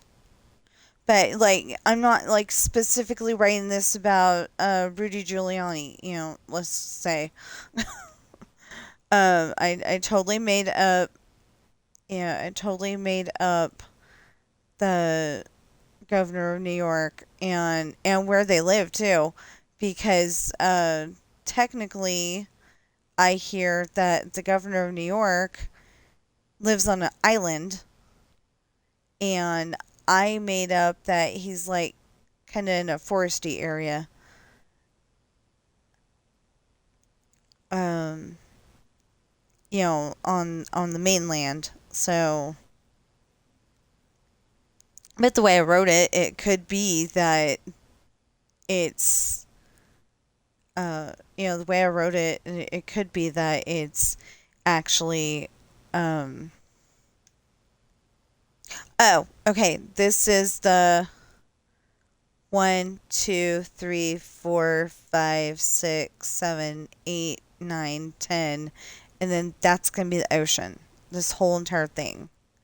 That's going to be the ocean. Okay, yeah. Trying to remember that is the hard part.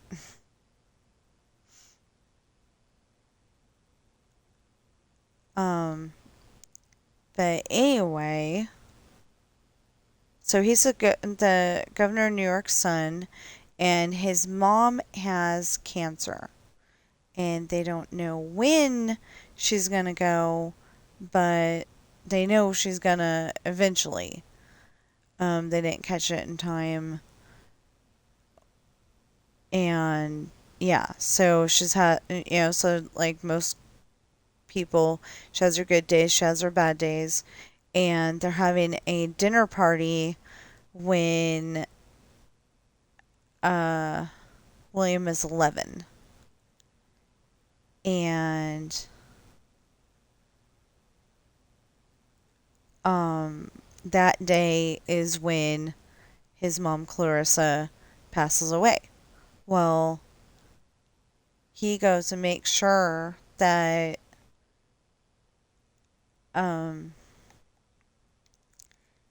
he's got a mafia nanny. I don't think it's a mafia nanny at that point, but he's got a male nanny because he's a male, and but he's definitely a part of the mafia. Anyway, I am totally making up that part too. I made that up. If I did not make that up, and somebody maybe please let me know. But as far as I know, I made that up. I made up that the governor of New York is a mafia puppet. That was the idea anyway. I totally made it up. I did not like write this about a certain person, and I don't know what Rudy Giuliani did in his reign of power in New York, except for that in something I want to say the Thanksgiving Day parade or maybe New Year's Eve. Anyway, something he was like on a magic carpet or something like that. Um, I can't remember, but they had him uh like on a magic carpet. It was pretty cool. Uh, that was on a commercial, but yeah. Um, so she passes away, and then all of a sudden, his dad is very distant with him. He's not, like hugging him and saying good job and spending any time with him at all. And the mafia nanny, instead of William, don't do that, it's don't do that or I'm going to hit you, or I'm going to punch you. So he runs away to his friend's house, but his friend just, basically turns him in and lets him, makes him go home. Well,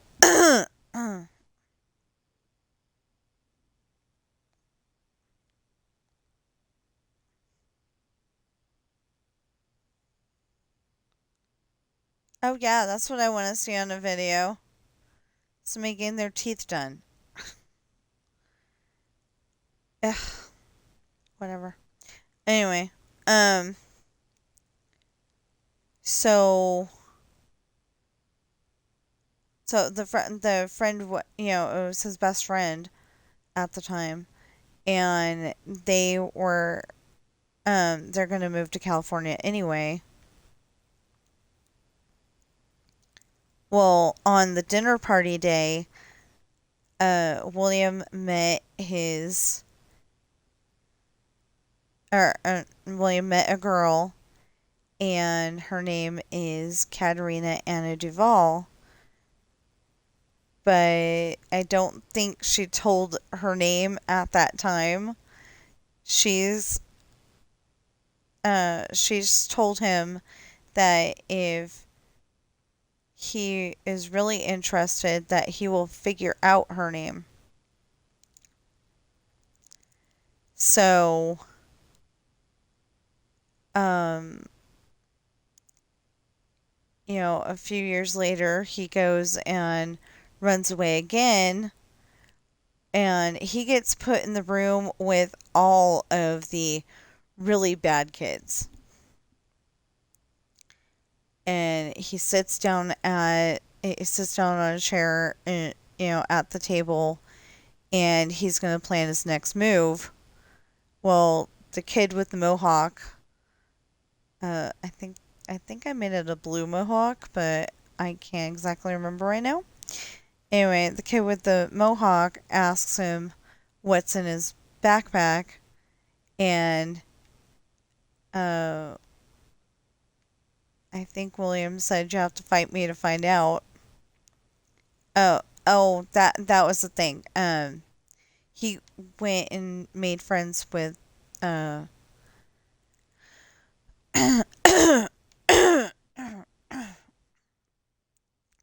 Katerina likes being called Cat. Anyway, he made friends with her that day, but something happened and they had to go back home to Colorado. So he didn't really get to know her any better than he got to know her that day. Then he doesn't see her for several years. But like I said, the kid with the mohawk asked what was in his bag, the kid with the mohawk wants that bag. He wants whatever's in there. Doesn't matter what's in there. He wants it you know, because he can get it. And I think, like I said, I think William says, "You're going to have to fight me for it." And they do fight, and William wins because William's really strong.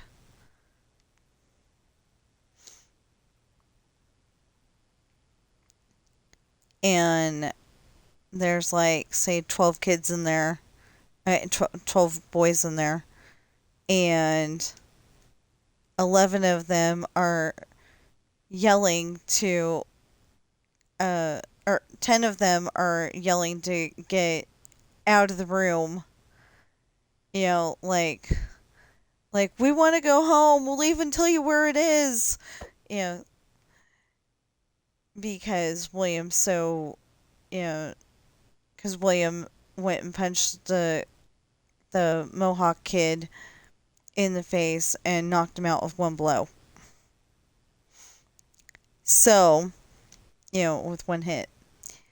Um, so a young police officer takes him home. Well, then he gets, uh, the mafia nanny and his minions go and find out where he is and take him back home again.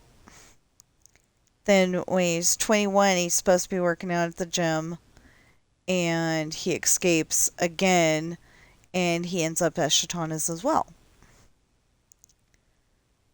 And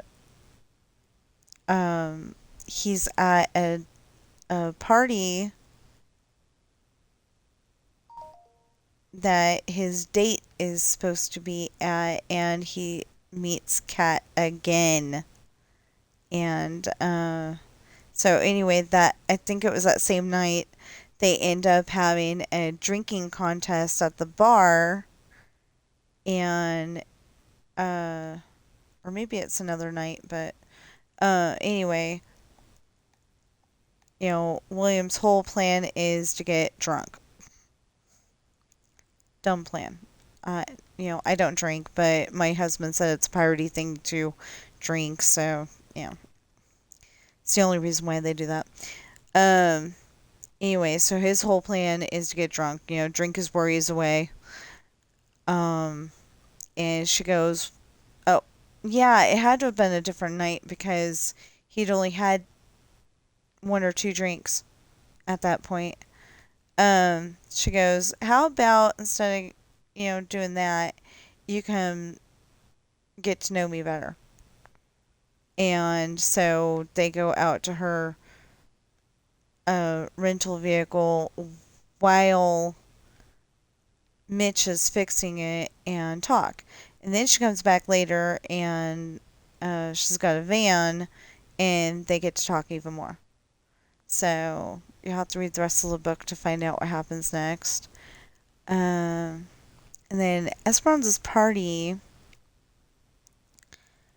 Morgan and Hayden and her crew, they know Esperanza from something. I haven't written it yet, so I don't know. But Esperanza owns this island, and it's Esperanza's birthday party. I mean, yeah, it's her birthday, so they're having a party, and they got pink champagne cake, and I've always seen pink champagne cake as a kind of small circular cake. I wonder if you can have like a whole sheet cake of pink champagne cake.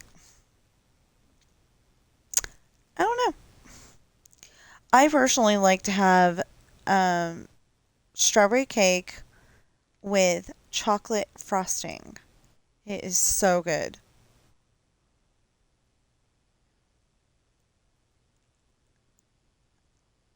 Um,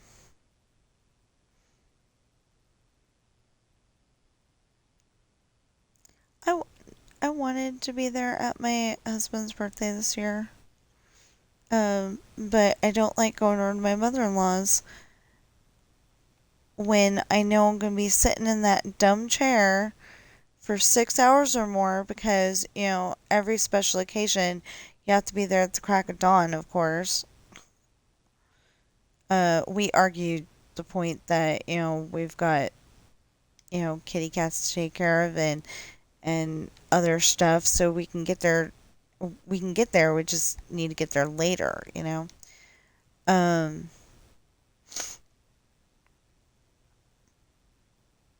but I was just thinking about that. I wasn't there, and it was because I wanted to work on I mean, part of it was because I wanted to work on my story, but then the other part was that I didn't want to be in that chair. He never came up with the solution to fix the chair problem, and I was like, I don't want to go over there. Besides that, my mother-in-law is kind of mean sometimes, and she can't hear anymore. Although it's really funny to say stuff to her when she can't hear it sometimes.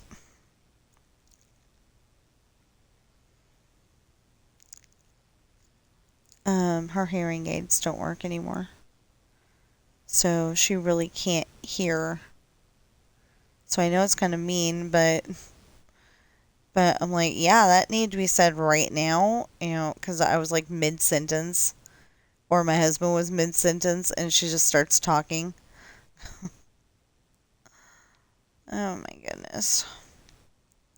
Anyway, so it's Esperanza's birthday party, and they know her through something. Like maybe they crashed the ship, accidentally crashed the ship into the island or something.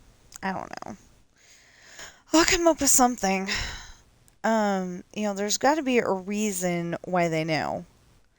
And Esperanza, just so y'all know, it doesn't have a significant part in the story, but Esperanza thinks that William from Hard Times and Hayden from Misfortune are very cute, and it doesn't make any never mind. It doesn't make any difference to her that Hayden and Morgan are a couple, and eventually that William and Kat are a couple.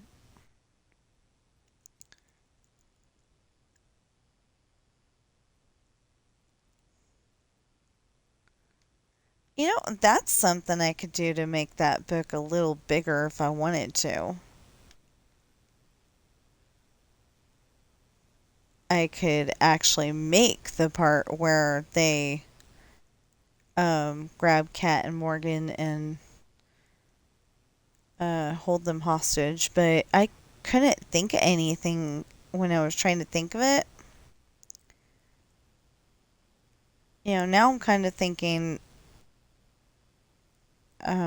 of something, but really, it's like it's okay without it's fine without it, but I kind of want it in there, because I pride myself on, all the details. Well, not all the details, but, you know, enough details to keep you interested. 'Cause like I was saying, I think yesterday, when I write a certain scene, I say that, um, I say that they went in the bedroom, they, um, they, they locked the door, and he carried her to the bed, and then they're kissing, and that's where the scene ends. You know where it's going, but, I don't go and put on all the little details.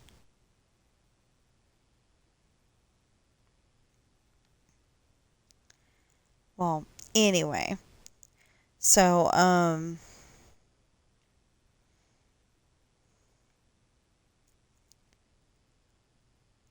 So Esperanza's party is where Sean kind of, Sean and Ashley kind of know that they're going to spend the rest of their lives together, but Sean doesn't really see her as a girl. I mean, a dateable girl. Yeah, it's like on that one song, and I can't think of the name of the song for the life of me, or even who sings it. The she wears short shorts and I wear sneakers or something like that. And she's cheerleader captain and I'm on the bleachers. Can't think what that's called. Oh, you belong to me, I think. Anyway, close enough if I didn't get it right. Um, but anyway, it's kind of like that where he's seeing her as um, as just a best friend. He's not seeing her as a girl. He's just seeing her as a best friend who doesn't use the same bathroom as him. Because of course Ashley's female and Sean's male, and they wouldn't use the same bathroom. Um, and I don't know if that's the way it is in the mansion or not, but I went and made it on Minecraft anyway, to where there's like a kind of a locker room bathroom where there's showers on one side and the um, toilets and sinks on the other side. Um, and of course, the showers would have a tub to go with it. Um, it's not like the stand-up ones that you see in some movies.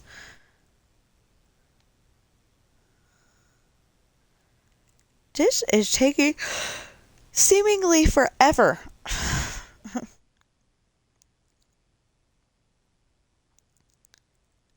Yeah, this just seems like it's taking forever. And then as soon as we're done with this part, um, as soon as we're done with this part, we're gonna end up having to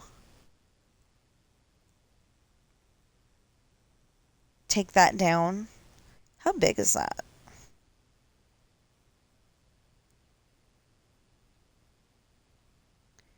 Dang.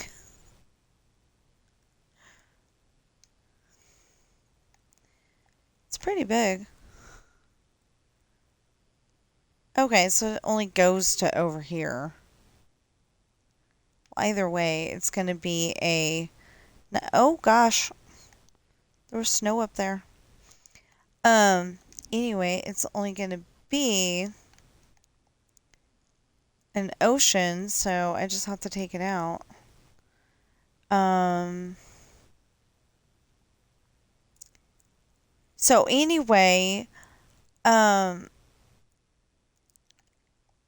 the girls notice that the boys are being, you know, um, they're being uh, not as smart as they should be.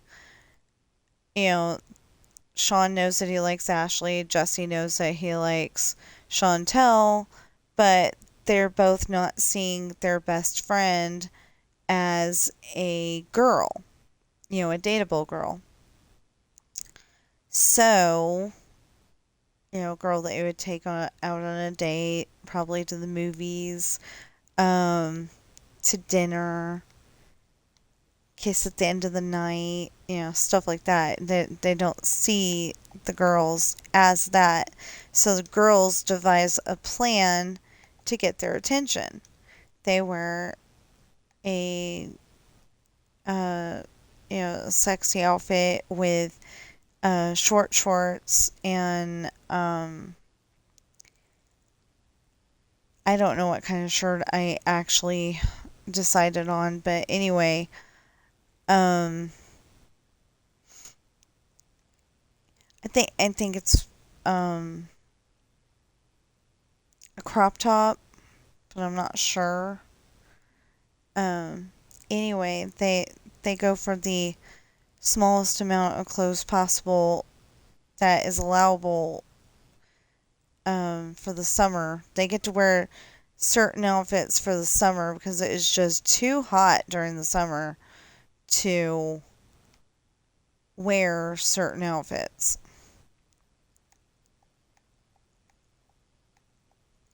But I'm wondering about that because um,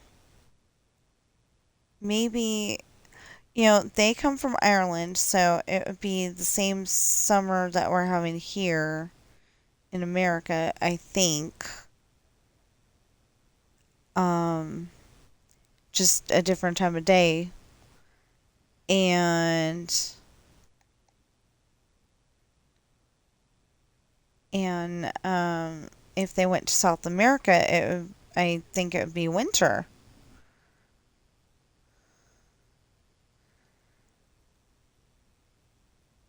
I'm not sure about all this stuff, but I think it would be winter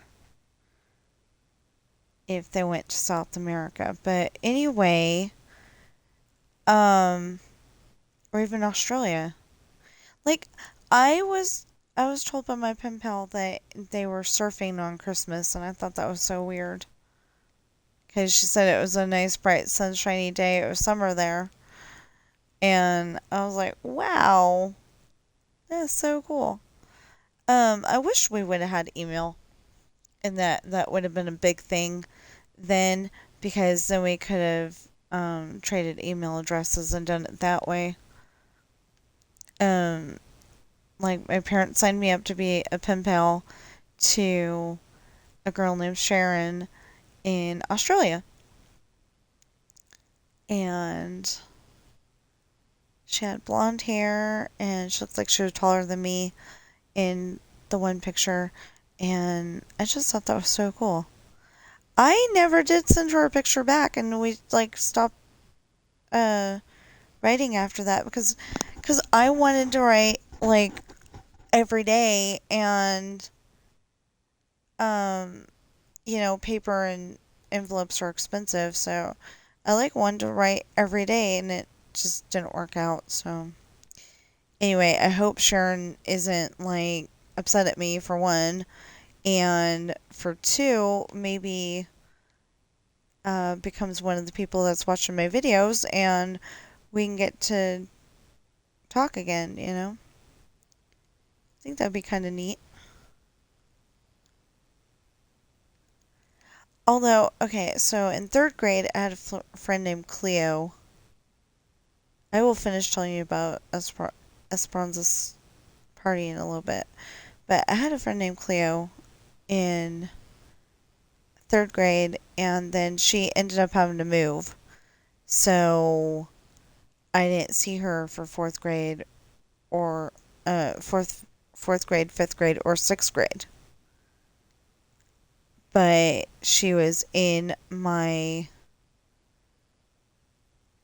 um she was in my junior high, seventh and eighth grade, and all of a sudden she was using language that I don't like to use myself, and I'm like, I don't want to hang out with her anymore. But we were like, bestest best friends, at least while we were at school. We were like bestest best friends. And um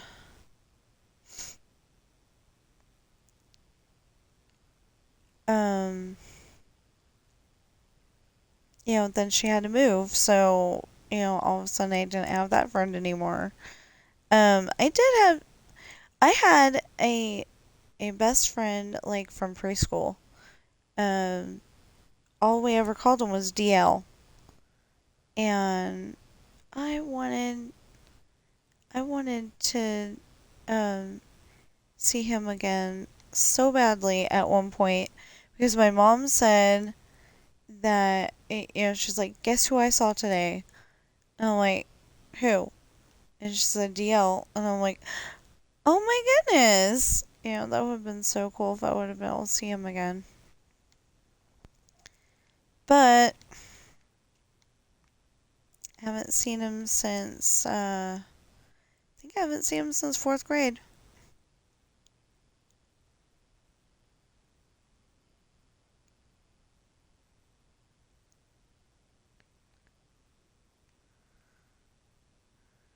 Anyway, I haven't seen him for a long time. But apparently my mom was somewhere and he just happened to be there, and I mean my mama, and he just happened to be there, and probably called her Teacher Debbie because I think that's what they called her. She helped out sometimes in the preschool.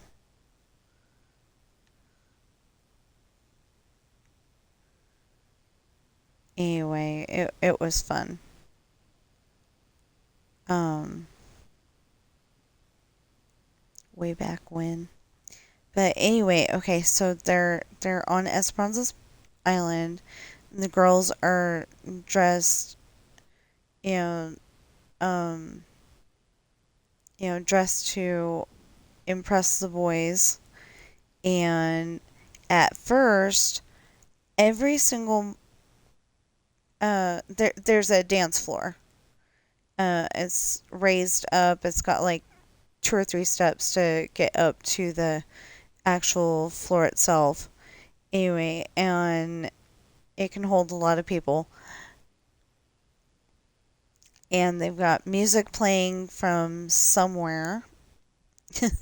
uh, this was this started out as a dream I had, so the music is playing, but who knows from where. So anyway, there's music playing, and at first they catch every single eye except for Sean and Jesse's. And then all of a sudden Sean and Jesse see them, and the two girls that they were dancing with are no longer interesting to them at first. They're no longer interesting to them, but so the song ends, and Alana, who is dancing with Jesse, is like, "You can dance with them. I'm okay. I'm gonna go home and go to sleep because I never stay up for the whole mom's parties." Well, she's lying. She's got a boyfriend that her mom doesn't know about, and her mom would rather her have several guys that she spends time with, and then just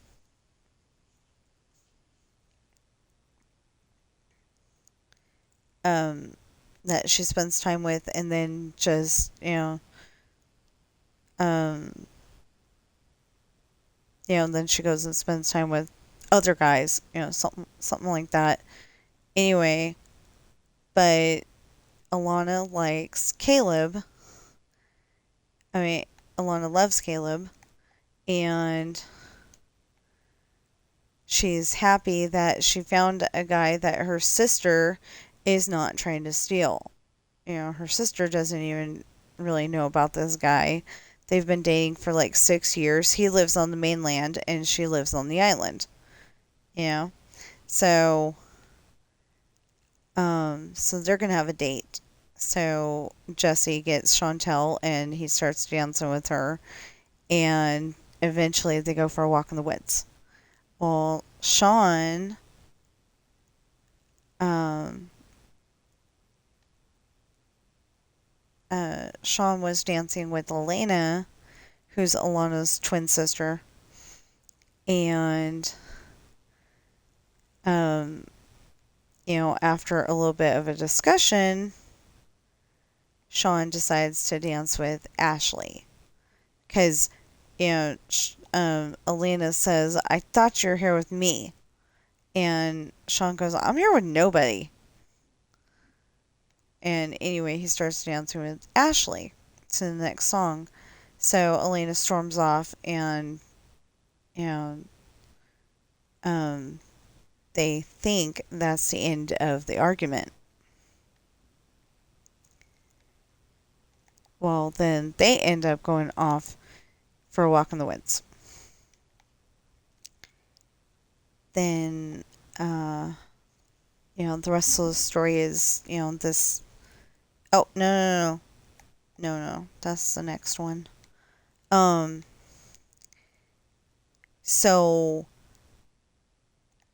at the end of the night, when they're supposed to be going back to the ship, Elena is still angry about Sean giving her up for some other girl, and he gets kidnapped by Elena's uncles. And you'll have to read the book to find out what happens. Then, the island, I can't tell too much about the island because you'll know what uh, you'll kind of know what is probably going to happen, and it'll feel cliche when you're reading it. Maybe, but I got the idea from an episode of Hercules. Um, like, okay, so in the episode of Hercules, the guys all live in this village, and the girls, and the women all live in this village, in the other village, and they used to all live together, but I think the thing is that the guys got to the point where it was um it was like, woman, go make me dinner, and when she did make dinner and bring it to him, it wasn't thank you, it was about time, you know, something like that. Um, so the women got upset and they made their own village. Well, I think that's what it was. Anyway, so I got inspired by that for the island. They are, Sean and Jesse are super bored because the girls are, trying to come up with a look, to impress them at dinner time or lunchtime or whatever meal's coming up next. And, they're like all giggly and stuff. Um, they're trying to dress to impress, but they don't want the boys to see them until the right moment. So they haven't come out of their room in a long time. So the boys have nothing to do. They're just like super bored. So they decide to have a knife juggling expedition. Expedition? I don't know if that's the right word, but anyway, knife juggling show. There you go. Knife juggling show on deck. So they invite everybody, including the girls. I think they were last on the list, but only because, um, they wanted to be able to invite the girls and then go straight up to the deck. And the girls go, we'll be there. And then I think they ended up calling Morgan um, and their Aunt Michelle. Again, been in the family so long that, she's not blood related, but she's Aunt Michelle. Um, so anyway, they all end up on deck, and the boys look at the girls and like their jaws drop, and it's like, wow. And then, they um start the show. Well, Luke was at the helm because even the ship's preacher has to the ship's pastor has to do helm duty every once in a while. Well, Travis is at the helm when they start it because Luke had to go to the bathroom. So they start their knife juggling show, and their younger brother Brandon is going through. Sean and Jesse are getting more attention than me. I'm upset about that. I'm gonna try to mess them up phase, and he throws another knife into the mix because they've got two already. But he gets upset when one of them catches it and just adds it to the mix of daggers that they already had. And anyway, eventually Brandon gets all of them in there, and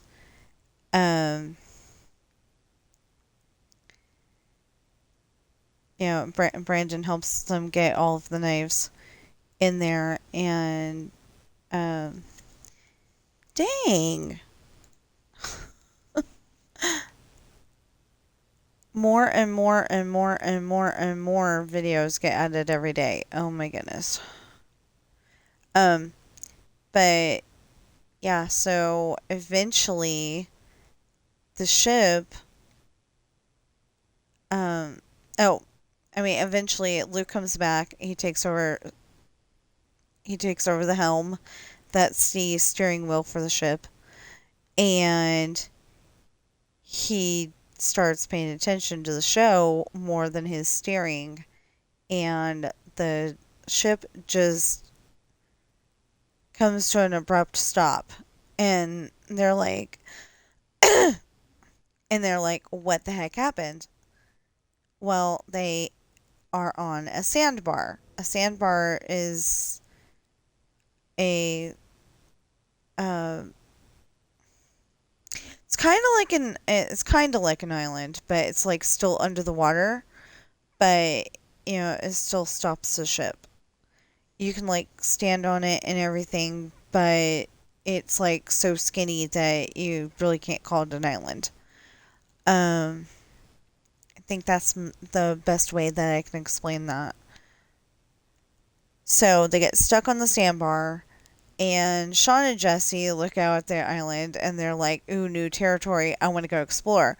They get permission, but they get told to take all their weapons with them. And then they end up in the kitchen, because they're not going to be back before dinner, probably. And they pack stuff like crackers, and cheese doesn't have to be refrigerated, and and and granola bars, bananas, apples, and um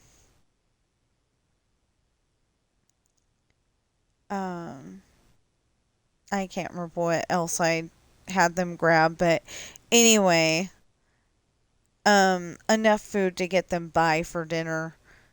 But Pepper goes, that is not a dinner.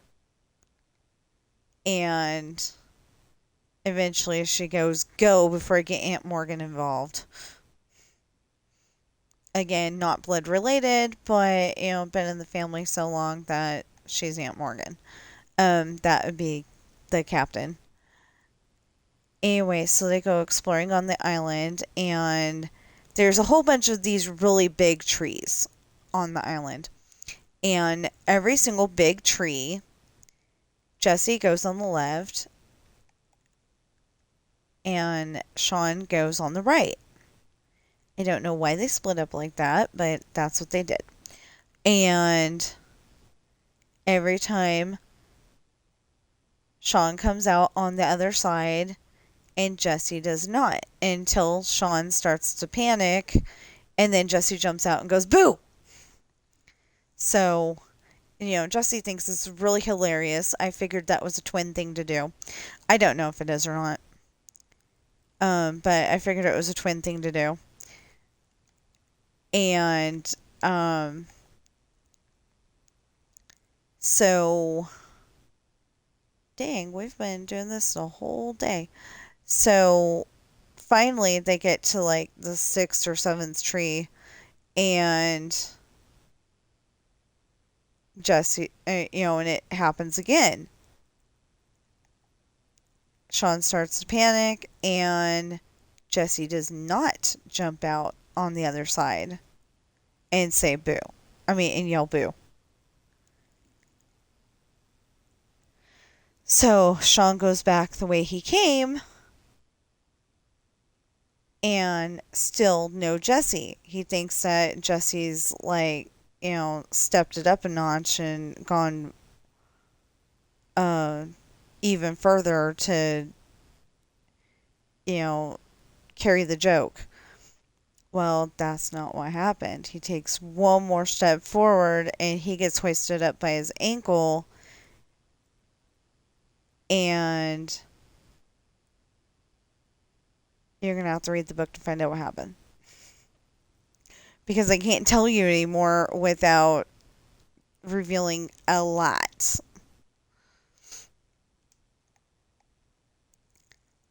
And then, Lessons in Love. Sean and Ashley have been dating all summer, and and the problem is that Ashley's dad does not want any pirates dating his daughters because he knows that pirates usually mouth off to the enemy pirates, and then they get their throat slit or something like that, so then they're unalived, and then, Hayden and Morgan are going to have to help raise the baby.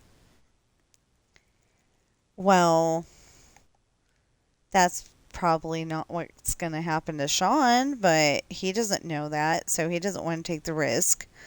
He especially does not want Sean dating Ashley.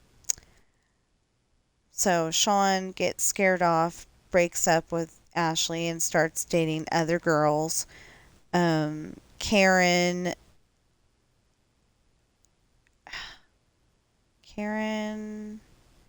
Coral.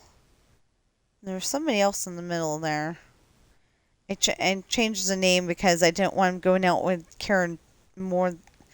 Um, I didn't want him going out with Karen like exclusively. So uh, I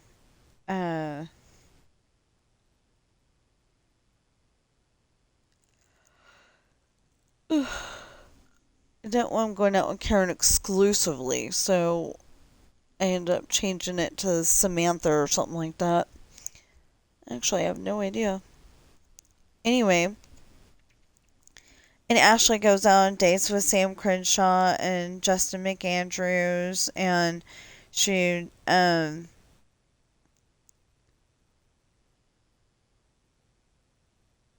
she kisses Bobby Sheridan in the library, and this is all stuff to try to make Sean insanely jealous. Oh, she ended up going well, in Esperanza's party, she ends up going on a date with um I can't think of his name. Anyway, he's the biker jerk that knocks her out. I can't think of his name. It's bugging me. Um, anyway. Oh, Johnny. Duh. I named him Johnny because, I don't know. It seemed like when I was a kid that there was a whole bunch of movies where the boy was named Johnny. But, 'cause I wasn't allowed to watch Dirty Dancing when I was a kid. I don't know why I wasn't allowed to watch Dirty Dancing. It's not that bad. They're just dancing.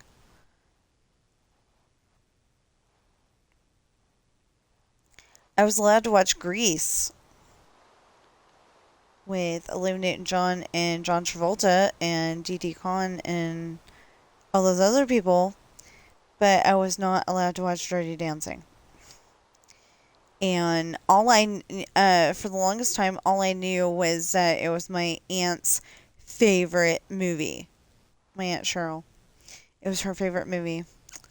And, so when I was old enough to watch it, I, I watched it and I've been watching it ever since. Not every day, but whenever I feel like watching it.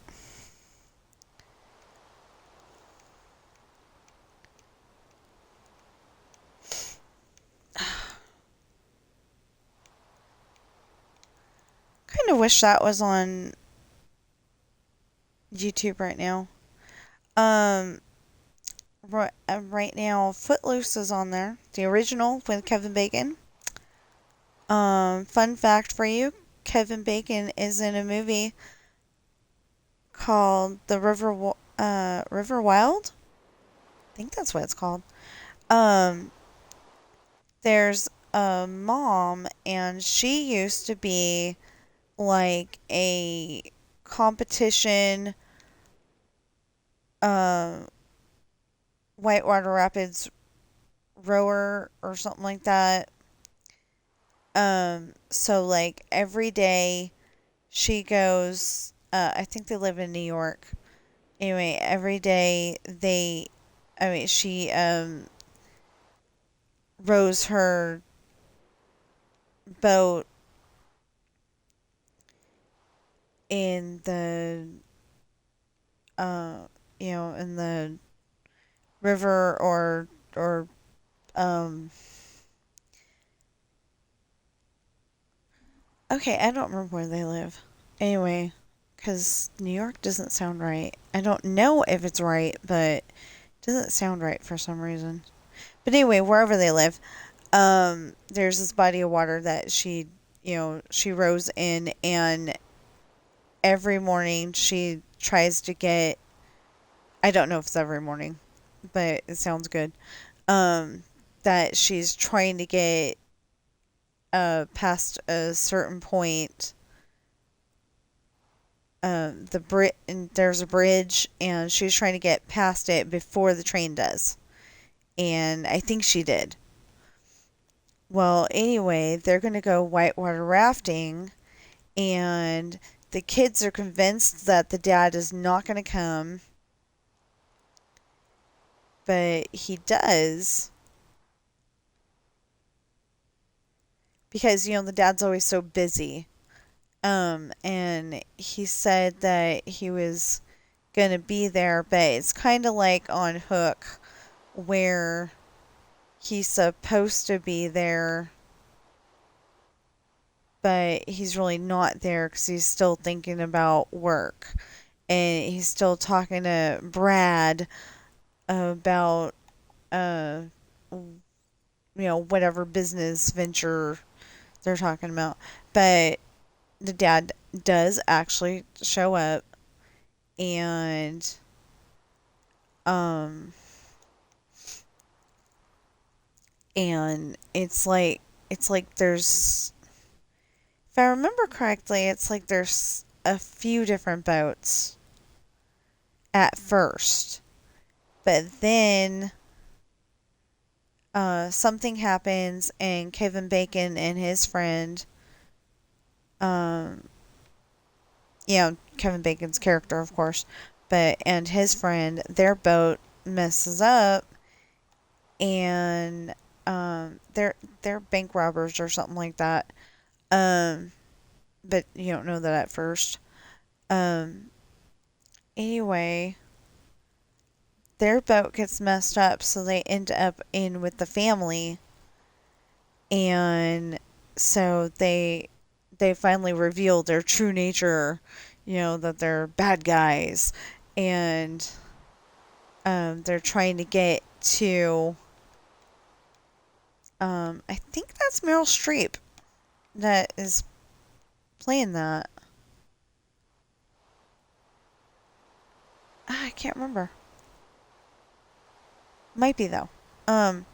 Anyway, they're trying to get to a certain spot, and the thing is that they would have to go beyond the stopping point. There's a stopping point, and the then there's this one part where there's a okay, I'm gonna go with G. I don't know what the actual term is at the moment, but like you get 3, 4, and 5G, or maybe 1, 2, 3, 4, 5, something like that. Anyway, the one that the bad guys want them to go down is like a 5G, and that is not safe. Everybody that's done that has unalived, and so she's trying to say no, I don't want to take you there, but the bad guys end up grabbing one of the family members. I can't remember which one. I want to say the dad, but I'm not entirely sure. Um, oh, and they had a dog too. I think the dog's name was Maggie. But um, anyway, they wanted. They've got. Oh, they've got 2 kids. Um, not entirely sure, but I think the son was the kid that played kid in Dick Tracy, and Jack in Hook. Well, he ended up uh kid ended up changing his name to Dick Tracy Jr. But they never actually said that. It was on the paper though. So if you can read, you know what his name is, and if you can't read, then you gotta have somebody tell you.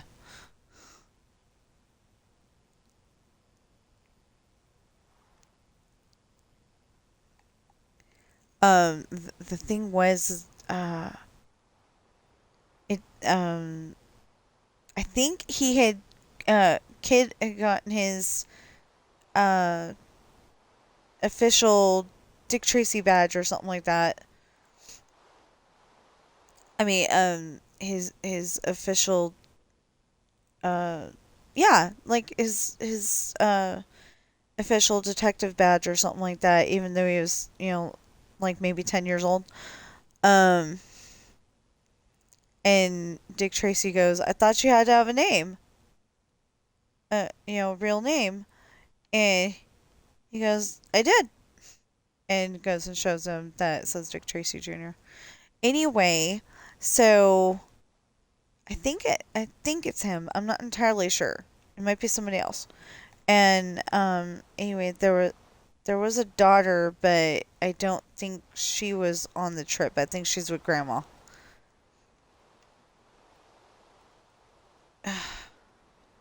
Or she was on the trip at first and then she got dropped off with grandma. Something like that.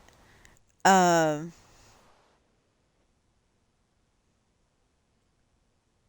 anyway, so they wanted to go past this one, the bad guys wanted them to go into the 5G area, and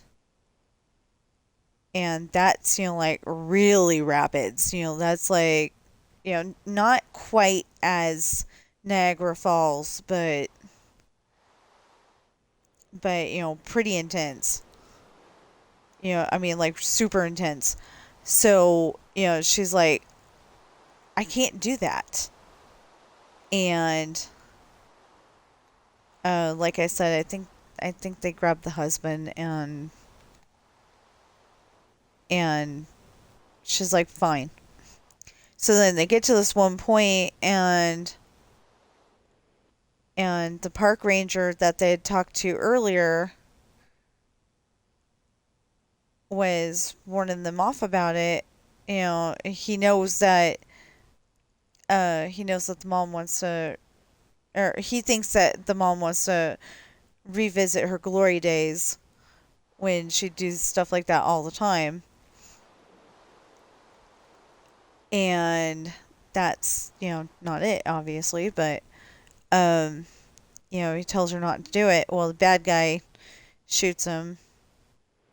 So then they assume he's unalived. I think he was, but they assume he was unalived. And that somehow the dad isn't on the boat anymore. I don't remember what happened, but, they stopped at some point and the dad wasn't on the boat anymore. And the dog hadn't been on the boat for a really long time. Um, anyway, but the dad found the dog, and like I said, I think the dog's name was Maggie. So the dad found Maggie, and somehow the two of them, uh,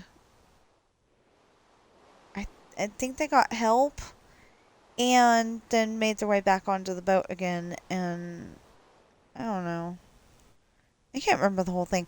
Maybe I'll watch that later today.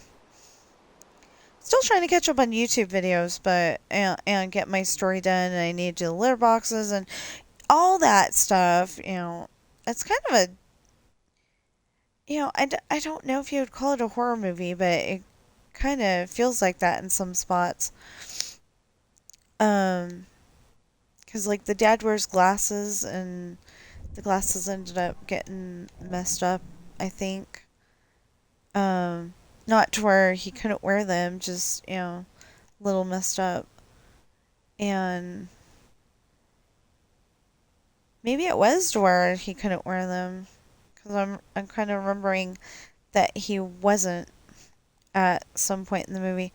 Either way, it's a neat movie. I have no idea why I started telling you that though. Oh, because I was thinking of Footloose, and Kevin Bacon popped into my head after that. And the fun fact is that Kevin Bacon is a bad guy in The River Wild. It's the only movie I've seen where he's the bad guy.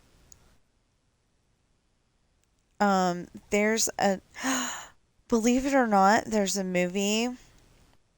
Um, I want to say it's Broken Arrow. Okay, so Christian Slater, he was a very popular actor in the 90s. He was Will Scarlet in Robin Hood, uh, no, sorry, Robin Hood, Prince of Thieves, with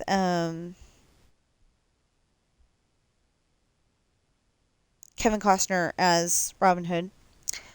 Um, I liked that one, but it would have been better if he would have been able to pull off the accent. But I think um, he's too used to talking like the way he usually does to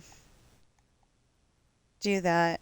I had to teach myself how to talk with an accent because like I love accents because I pretty much don't have one. Although some of our friends were like, "Is she from Mississippi or Louisiana or something like that?" And we're like, "No."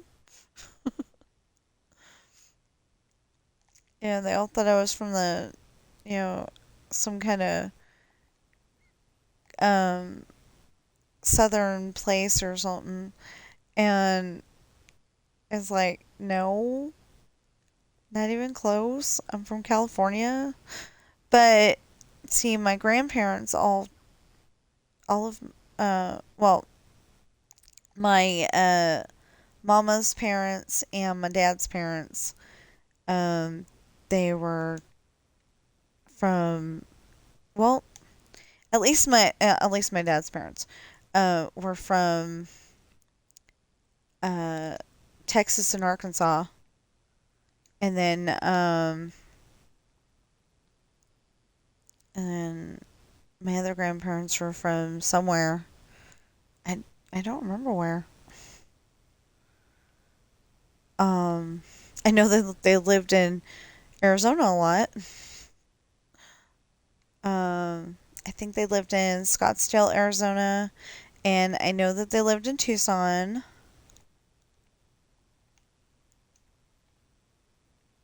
Um, I was okay, so I was a little upset because I said something at my mom's memorial and I was expecting an amen or something like that. Um, and they were like looking at me like I had lobsters coming out of my ears. I think it was, like, God, God told me Mama was going to pass away and that he needed her.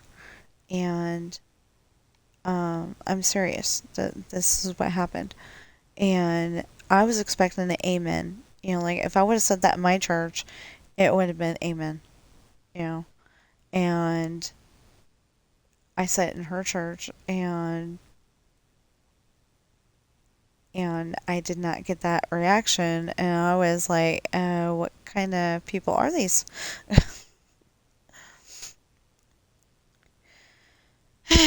Anyway, um dang, it's 10:58 already. Seems like I just got on here. I know I didn't just get on here, but it seems like it. We've talked about everything. So, oh, so then, um, so Lessons in Love, like I said, they break up. So Ashley gets upset about that. And I'll let you read the book to find out what happens. Because all of a sudden, there's a ninja that is going into town on Ashley's horse and slashing his tires and breaking windows and leaving threatening notes. Coral. Something about Coral's dating you. I think it was Coral's dating you, handsome. She should stop if she wants to stay as pretty as she is. Something like that. I did not write it that way. No, Coral's pretty, handsome. She needs to stop dating you if she wants to stay that way. Stuff like that. So, um, and that's the book that ends up needing. I think that's the book that ends up needing the submarine sandwich shop because I can't call it Subway. Um, anyway, it's the submarine sandwich shop, and it's on the way to the lake. And I think that's the one anyway. Anyway, one of those three, and one of those three or four over there is the one where the submarine sandwich shop comes around, and when I say four, I mean Esperanza's party to Test and Love. That's the book after Lessons in Love, the one that I'm working on right now. I almost totally screwed up yesterday and called the book Lessons in Love, and because I got so used to putting Lessons in Love, I put Test and Love, and I'm like, oh, um, yeah, I screwed up, yay, you know. So anyway, um, yeah, so it's 11:01. So said, I am asking and begging, please. There's not a whole lot of YouTubers that'll say begging, but I definitely need the money to be able to keep doing this.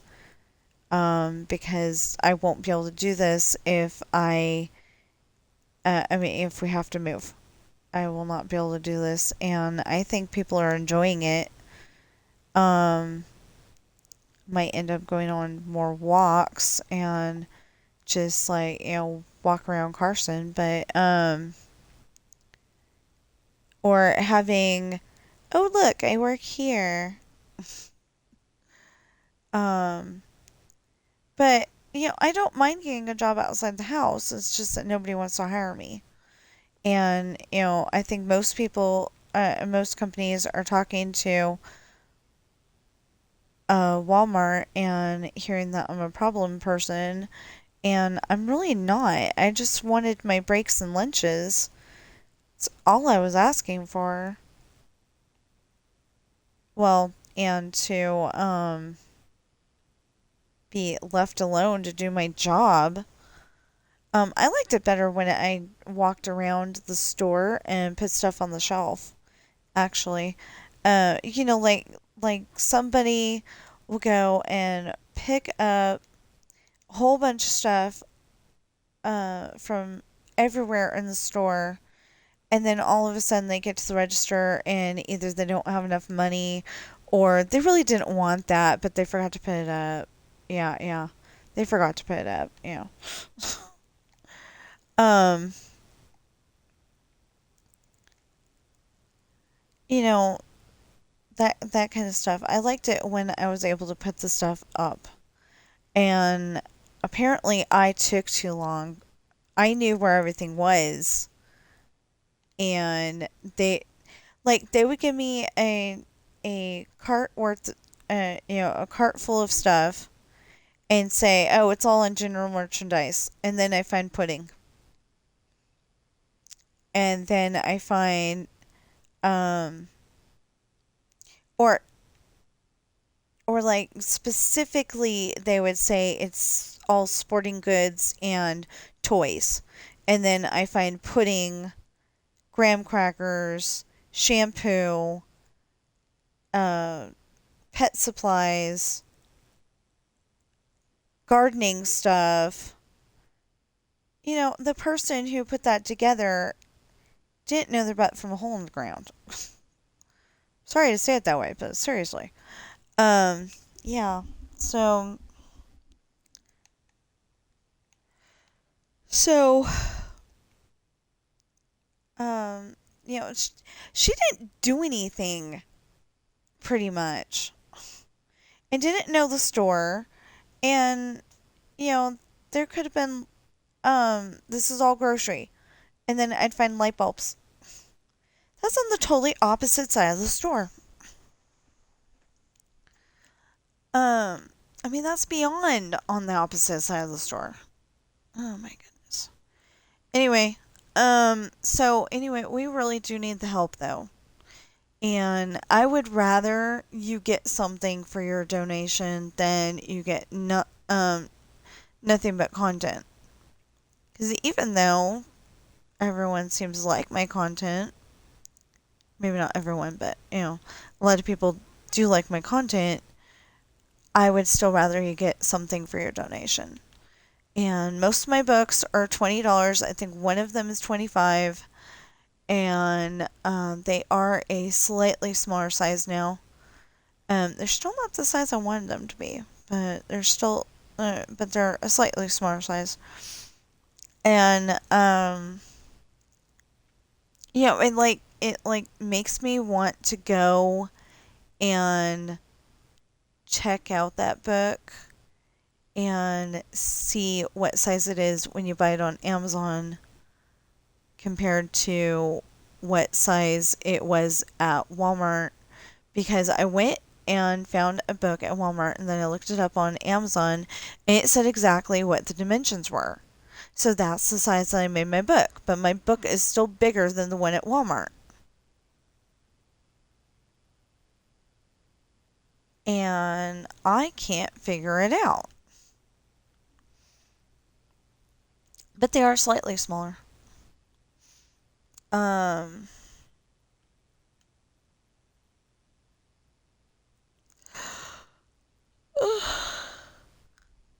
so anyway, like I said, my books are available on Amazon in hardback, paperback, and ebook. And they are Pirate's Daughter, Misfortune, Hard Times, Esperanza's Party, The Island, Lessons in Love, and Adopted Coral. Well, Adopted is a series, and then Coral's the book.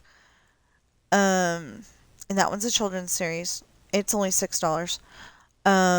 Like I said, most of my books are 20. I think one of them is still 25. And that is just so I get a $5 profit. So, um, so yeah, I'm pretty happy about when I do make a book sale because that helps out. So far it's helping me buy the next book and the next book and the next book, but if I made enough book sales, I would be able to help out with the um, household finances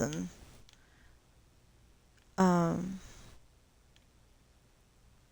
and eventually do giveaways and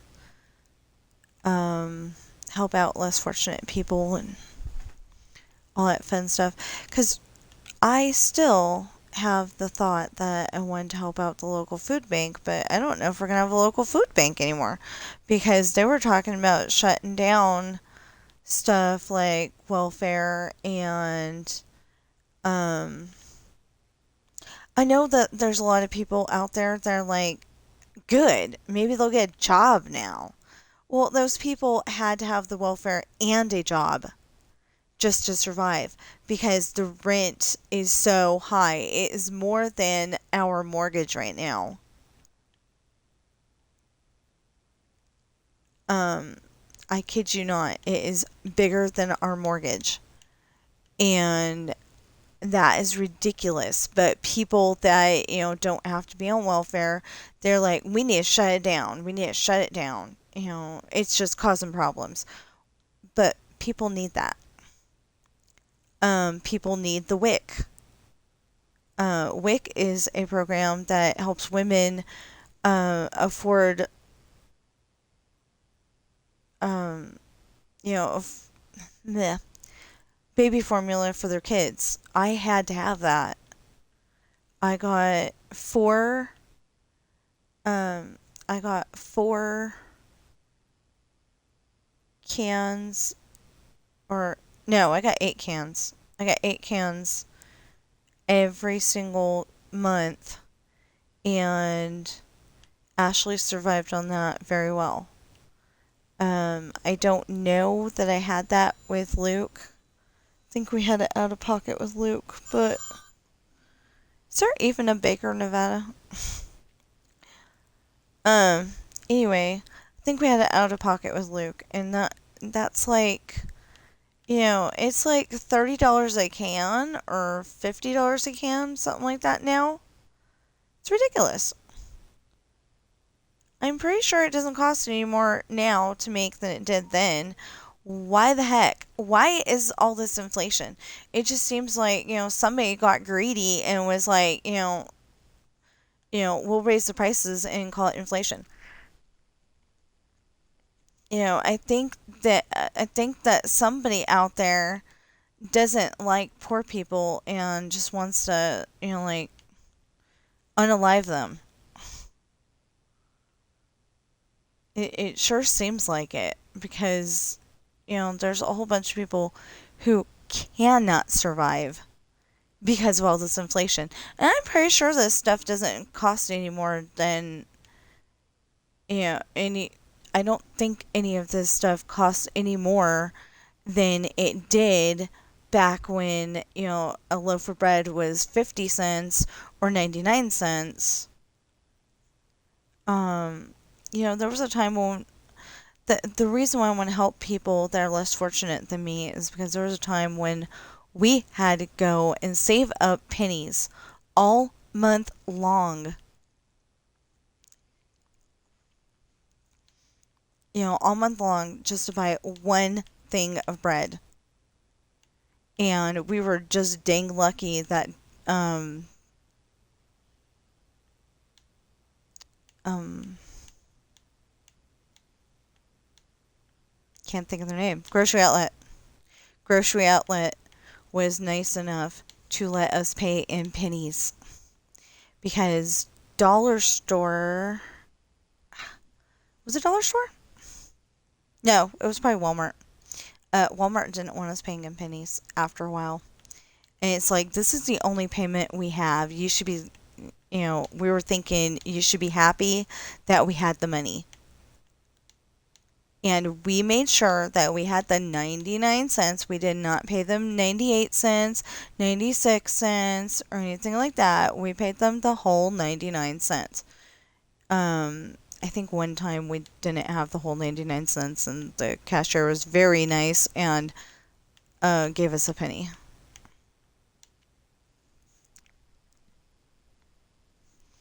But yeah, there was a time when we were that poor, so I want to help out other people like me. Now, if that isn't a thing, and if that program isn't a thing anymore, the food bank, then there's a problem.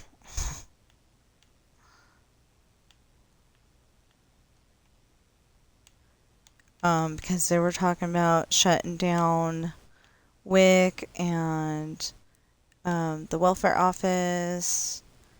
They don't call it that anymore, but I think people understand what I mean. Um, um, what else? I was going to shut this down and I went on a tangent. Um, yeah, there was another service. Maybe it was a food bank. I don't know. But, there's like people that rely on that food bank, and then now we're not going to have it. Um,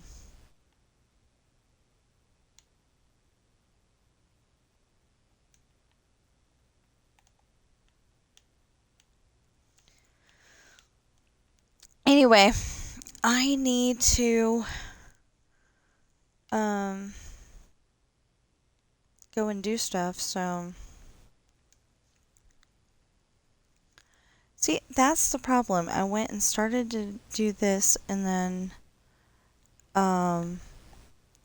see, I'm back there too. That's where I started out, is back in that area, so.